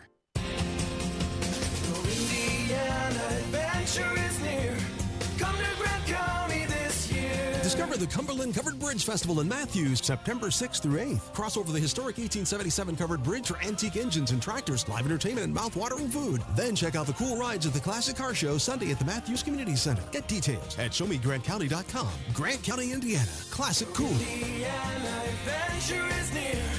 Come to Grant County this year. It's not too late to get the backyard of your dreams this year. Expand your living space with an Indie Decorative Concrete patio. Indie Decorative Concrete, the patio experts. Big enough to service, small enough to care. Everyone knows that soaking in Epsom salts can make you feel better. Now imagine soaking in Epsom salts in a Royal Spa hot tub. Ah, Royal Spa. You're listening to the Kendall and Casey Show on 93 WIPC. Remember how we listened to the radio, and I said that's the place to be. Rob, I'd like to start off this segment by saying how proud I am of you. The day you married No, you started going. It's fine. No, it's fine. I mean, no, it's fine. Go. What are we doing? What are we doing? You want to listen to the song? No, it's already over. It's already done. You're not putting it. You're not putting it back in the. Can't put that tube back in the toothpaste back in the tube. Right. Go ahead. What now? You. I'm proud of you. You actually one of my favorite songs ever. What? Well, you know what? There's the thing called Spotify or your phone. You can listen to that anytime you want. We'll play it at the end of the segment. Okay. Wait. What did you just say? Go ahead. Say that again. Say that again. Said you could listen to it on Spotify or. I cannot believe you, a lifelong radio person, would say that because Casey. Yeah. There's just something more special about hearing one of your favorite songs on the radio and knowing other people are forced to hear it too. Yeah, and you know what? That song's probably not being played on a lot of radio Exactly. stations. It's one of the greatest songs ever written about the radio. Yeah, that's exactly what it's about, right? Exactly. It's Harry Chapin wrote this fabulous song, WOLD, about this disc jockey and this harsh life that he has lived, and the whole song is about he's calling his ex-wife and telling her this story of he left and this journey that he's been on, and then I guess, spoiler alert, the song's 50 years old, so I could probably go ahead and let the cat out of the bag.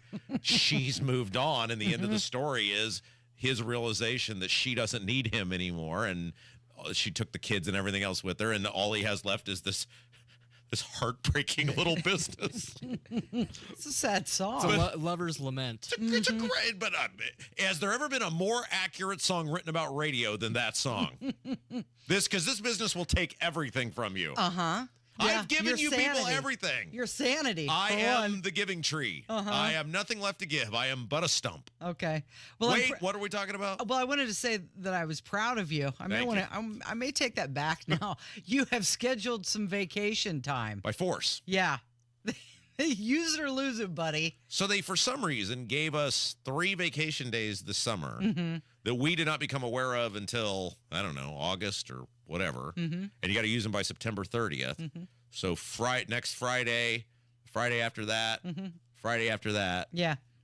I guess I got to take 3 days off. Are you going to thank a union member? Thank a union member.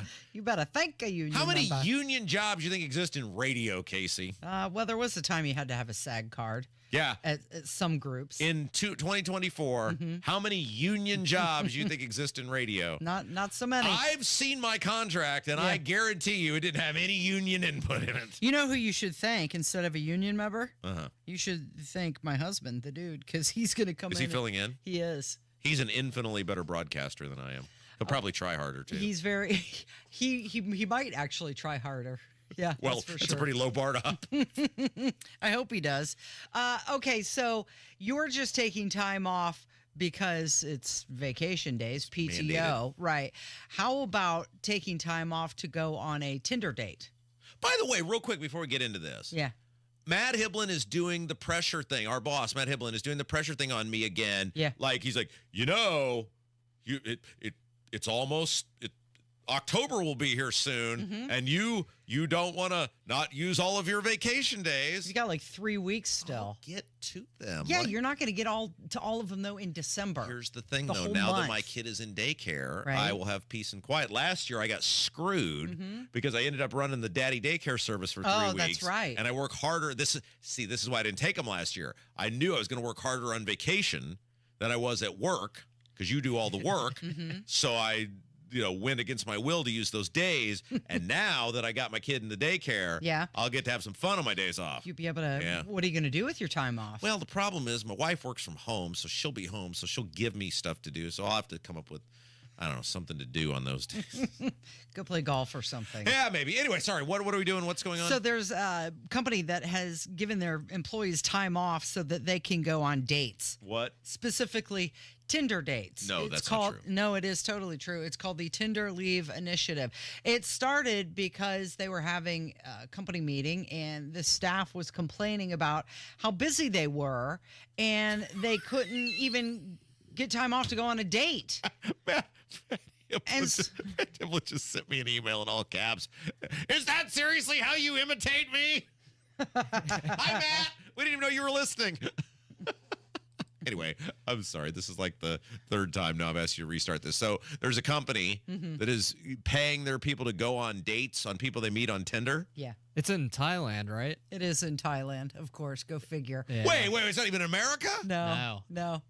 But still, I mean, can you imagine you're getting paid to go on a date? I don't even know if I'd want to go on a date that somebody I meet on the internet in Thailand. I feel like I was end up on some sort of NBC documentary or something. Right, it could be. So that they said that the staff was complaining they were too busy, they couldn't even go on dates, and so they called everybody in and said, okay, this is the Tinder Leave Initiative, and they're giving them days and nights to go meet with some potential suitors. They also said that they're going to pay for a 6-month-long Tinder Gold and also Tinder Platinum subscription. What's the difference? For the staff. Tinder Gold allows users to see what profiles have liked them, and they have unlimited likes and can match with people from all over the world. What's the Platinum? Tinder Platinum allows users to send a note with every super like. Yeah. A super... What? And your profile will get in front of more people, and it's likely This is that all you'll meet more ridiculous. people. Have you done this? So I don't know how they do it in Thailand, but here in America, Tinder has pretty much become more of a hookup app. So like, you know... So these aren't dates so much as they are. I mean, unless they're different over there culturally. But yeah, I mean, I think Hinge is more the real date app now. So the wedding that I went to last weekend, the bride and the groom met each other on Hinge. There you go. And they put that in the wedding program. So if you were okay, so these are all applications you can put on your phone. Yeah. And then you, like on Tinder, you see Fran's photo, right? Or Isabel or Clarice You'll or see whatever. the filtered photos names. and everything. And then what? The what do you filtered photo. What, right. Yeah, thank you. Right, because it's all fake. Yeah. Nobody's real anymore. You know what's weird? You know what's weird? What? You're right, Kevin. You're absolutely right on this. I've been watching this documentary on Scott Peterson. You know, we need to get our girl, True Crime Tuesday. Oh, Aphrodite. She's in that documentary. And so we need to get her back to talk about being in that documentary. And I was like looking at these, they were showing various like women, because obviously Scott Peterson's thing was he was this, player, and he did this heinous, horrific thing. He murdered his wife and their unborn baby, and the fact that he's allowed to breathe air is disgusting. But like they're showing him with these women, and he had this mistress, Amber Fry. Everybody will remember, she's the one who did him in. She turned on him and gave the tapes and recorded him and all these other things. And like I remember in 2002, like 18 or 19-year-old Rob Kendall, 2002, 2003, when she came out, being like, dang, she's smoke. But then, like, you see the pictures now, and you're like, man, women were not all that hot back then. And then you realize it's all fake now. It's all fake now. Yeah. Yeah, I spent like 30 minutes of my mind working through this the other day, watching that documentary, being like, really? He did all that for her? She's not even that hot. And then you realize the people on the internet are not that hot. Like, it's all made up. Thank you, Kevin. Yeah, we're just getting duped. You are getting duped. Hey, have you ever called somebody out on their bull crap on that? Like, have you gone on a date with someone and they did not look as they appeared, and they're like, you are a fraudster? You know, that hasn't happened to me. I don't think so for me personally, but I'm also not using Tinder.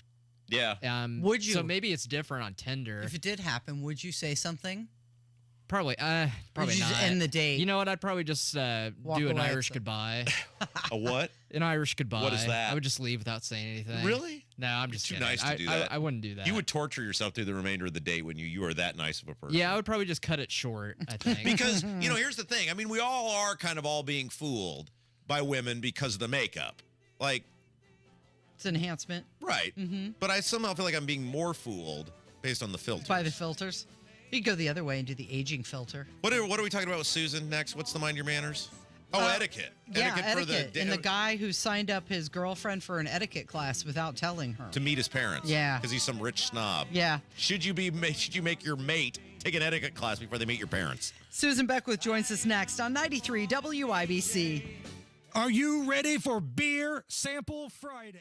Hey, it's the Hammer and Nigel show. We start at 3:06. Nobody has more fun in the afternoons than we do. We hope you'll join us this afternoon. 93 WIBC. You might wonder, John Legend, how do you keep your voice sounding so legendary? Honey. And how do I keep my protection against COVID-19 up to date?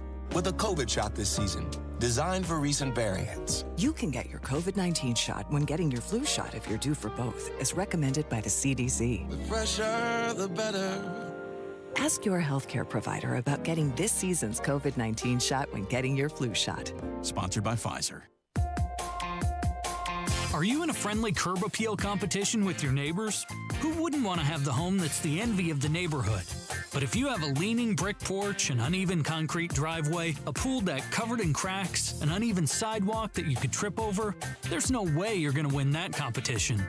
If you don't want to be stuck envying the house across the road, you should bring in the experts from Indiana Foundation Service to come help you out and boost your curb appeal. Indiana Foundation Service Concrete Lifting Solution is here to save the day. You'll not only get the appearance you want, but you'll also keep your family and neighbors safe from tripping hazards. And that's important because everyone in the neighborhood will want to come and take a look. Schedule a free visit with the Indiana Foundation Service team of experts by going to indianafoundation.com today. Indiana Foundation Service. There's a reason they are the trusted local experts. Indiana Foundation Service, reliability from the ground up. Fox, CNN, other news sources are reporting home prices are expected to decline into 2025, even after the election. Maximize your home sales price now before this downturn with the agent proven to sell for top dollar, Mark Dietl. Maybe you want to maximize equity from your home, but not sure how. Mark Dietl guarantees your home sold at a mutually agreed upon price and deadline, or he will buy it. Listen to what Mitch from Martinsville had to say about working with Mark Dietl. My home was getting too big for me, so I was looking to downsize. After hearing about Mark Dietl on the radio, I decided he was the right choice. Mark was fantastic. He was able to get multiple offers within 48 hours and closed in 30 days. Call the local Indianapolis agent I trust and recommend and the agent who guarantees your home sold or he'll buy it. Call Mark Dietl at 317-755-4232 for all the details or go online to markdietl.com. That's Mark, DIETEL.com. Tell him Rob sent you. Are you worried about your taxes? Okay, so I'm talking to those of you out there that have not filed in a few years with the IRS or state. It's time to get worried, and here's why. The IRS is getting back from their own COVID lockdown, and they're hiring more enforcers, and they're going to come after people that owe taxes. So if you're a 1099 worker, and maybe you just plain forgot to file your taxes, you need to call the professionals right now at the Tax Helpline. They are experts at knowing the tax regulations, and their goal is to help you pay as little as possible. Call right now and get a 100% free tax evaluation. Remember, before the IRS knocks on your door, knock on our door. If you owe $10,000 or more in back taxes, make this free call right now. Call Texas 321 now at 800-808-9443.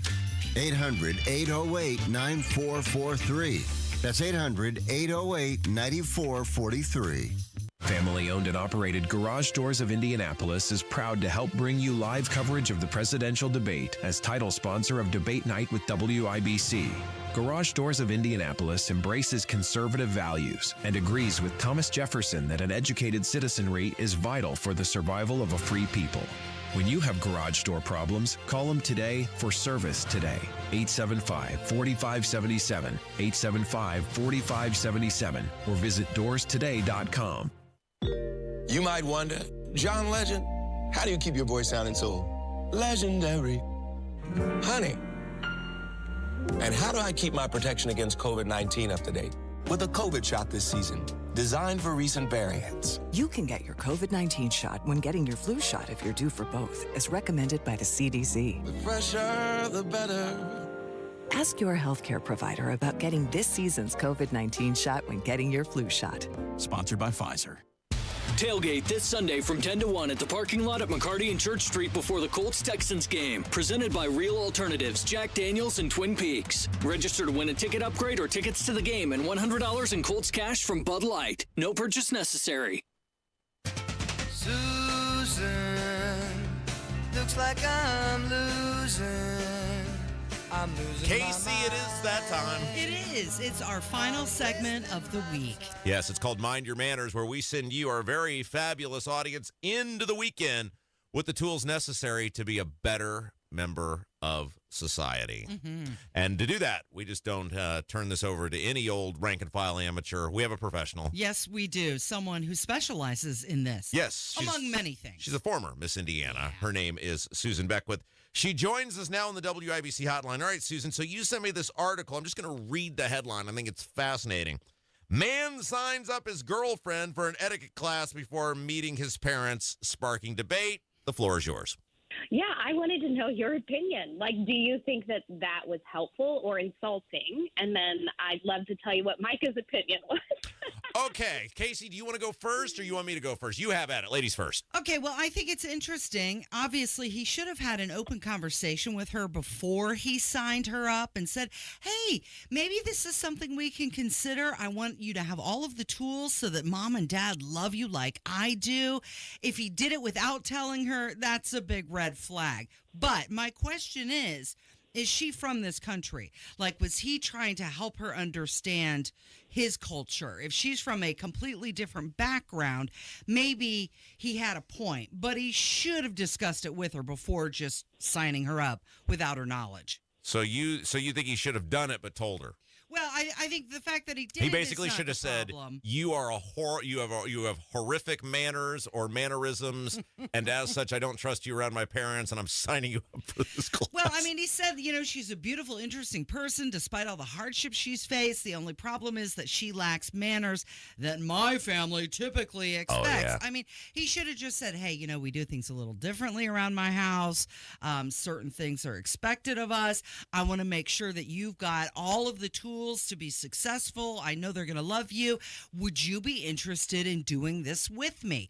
I mean, the fact that he didn't have the conversation with her beforehand, that's where he blew it. Susan?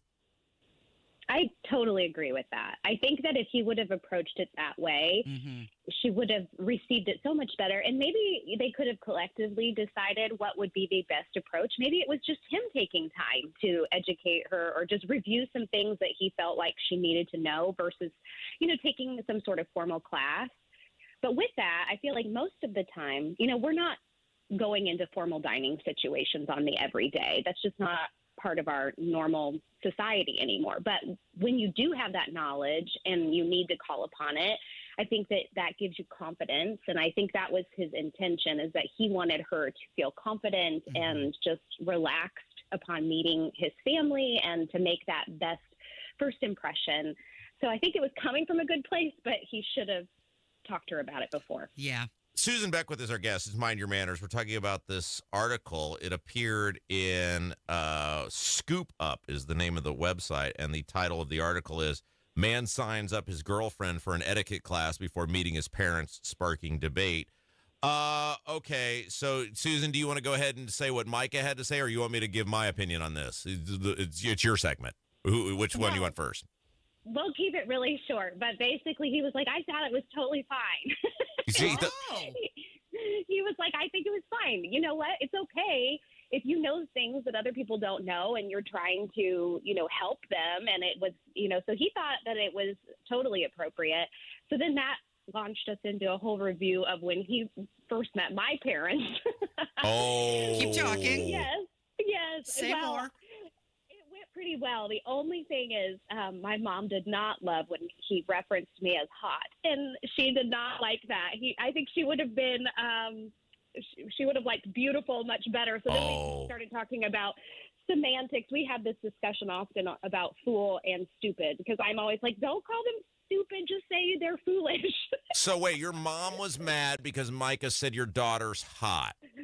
Yes. Yeah, I think she didn't love that. She would have received the word like, I think she's beautiful. I mean, yeah, so that was the only little hiccup. But you know what? The fact that he was a Republican already scored him huge points. Right. Now, here's what I wonder, though, and this is okay, and then I'll get to my opinion on this. What sort of wedding crashers / Meet the Fockers parents are we going to? I said Meet the Fockers, Casey. That's a famous movie. Don't even look at me like that. I had to double check. What sort of elitist? Oh, it's Meet the Parents is the one with De Niro, right? Well, isn't the follow-up Meet the Fockers? Yeah, but that's the one with Hoffman, and they're the weirdos. So let me rephrase that. What sort of wedding crasher / Meet the Parents type of parents are we going to that you're that uptight that you got to have somebody take an etiquette class? Like, I mean, is the parent Christopher Walken or Robert De Niro? Like, what are we doing here? Well, according to this article, he was born with a silver spoon in his Well, mouth. I bet it sounds and her like not so much. And it sounds like he slept on a giant thing of gold coins like Scrooge McDuck. If you've got to have somebody take an etiquette class in order to deal with your train wreck parents. Yeah, it sounds like it. And so, I don't know. I think he was trying to make sure he felt prepared. I honestly feel like it was coming from a good place. He needed to really think about, okay, how is this going to make her feel by saying you need some maybe extra, support or help or education, kind of working through that beforehand. It doesn't mean that, you're anything less than, and I'm not proud of you. I've been exposed to this stuff, for years. This may be somewhat new to you.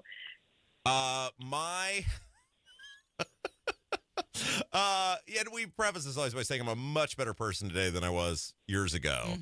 But I feel like my father always knew exactly the type of woman you were bringing home. I wasn't going to say that, but I think he knew, if someone had shown up with good etiquette, he'd have been like, what's wrong with this person? Where did you find this one? And what sort of American greed con are you playing upon them? Like, I think he was just fully prepared for the horrific manners and etiquette of the people I was bringing home in my 20s. The expectations were already there. Susan, I feel like it was the execution of this guy signing up for the class is where he missed. It's not the fact that he did it. He wanted to present her in a good manner, but he should have mentioned it to her beforehand. Yeah, and I think also, what if he would have said, you know what, I could brush up on this myself. We'll do it together, And so I think that, that would have been another possible approach to it. It's funny that you say that, Rob, because I was talking about it again this morning with Micah before they all headed out. He was sharing. He was like, well, if you just have the parents pick your spouse, then you wouldn't have that problem. And I was like, oh, gosh, I don't know. Oh, Mr. Perfect always has all the answers. For sure. Tell us about your very fabulous Facebook page and website, Belle of the Midwest. Yeah, so that's where you're going to be able to find other topics that we tackle and kind of review, and you can reference and hopefully share with your friends. So you'll check out that blog tab on my website. And then I'm most often on Facebook, so be sure to follow me there for regular content. Belle of the Midwest, Belle of the Midwest. Also, belleofthemidwest.com. Find it on Facebook. Susan, you're the best. Thank you. You guys have a great weekend. Yeah, you too. And that's going to do it for us today. Thanks, Rob. Hey, thanks, Kevin. But thank you for listening mostly. This has been Kendall and Casey on 93 WIBC. Have a great weekend.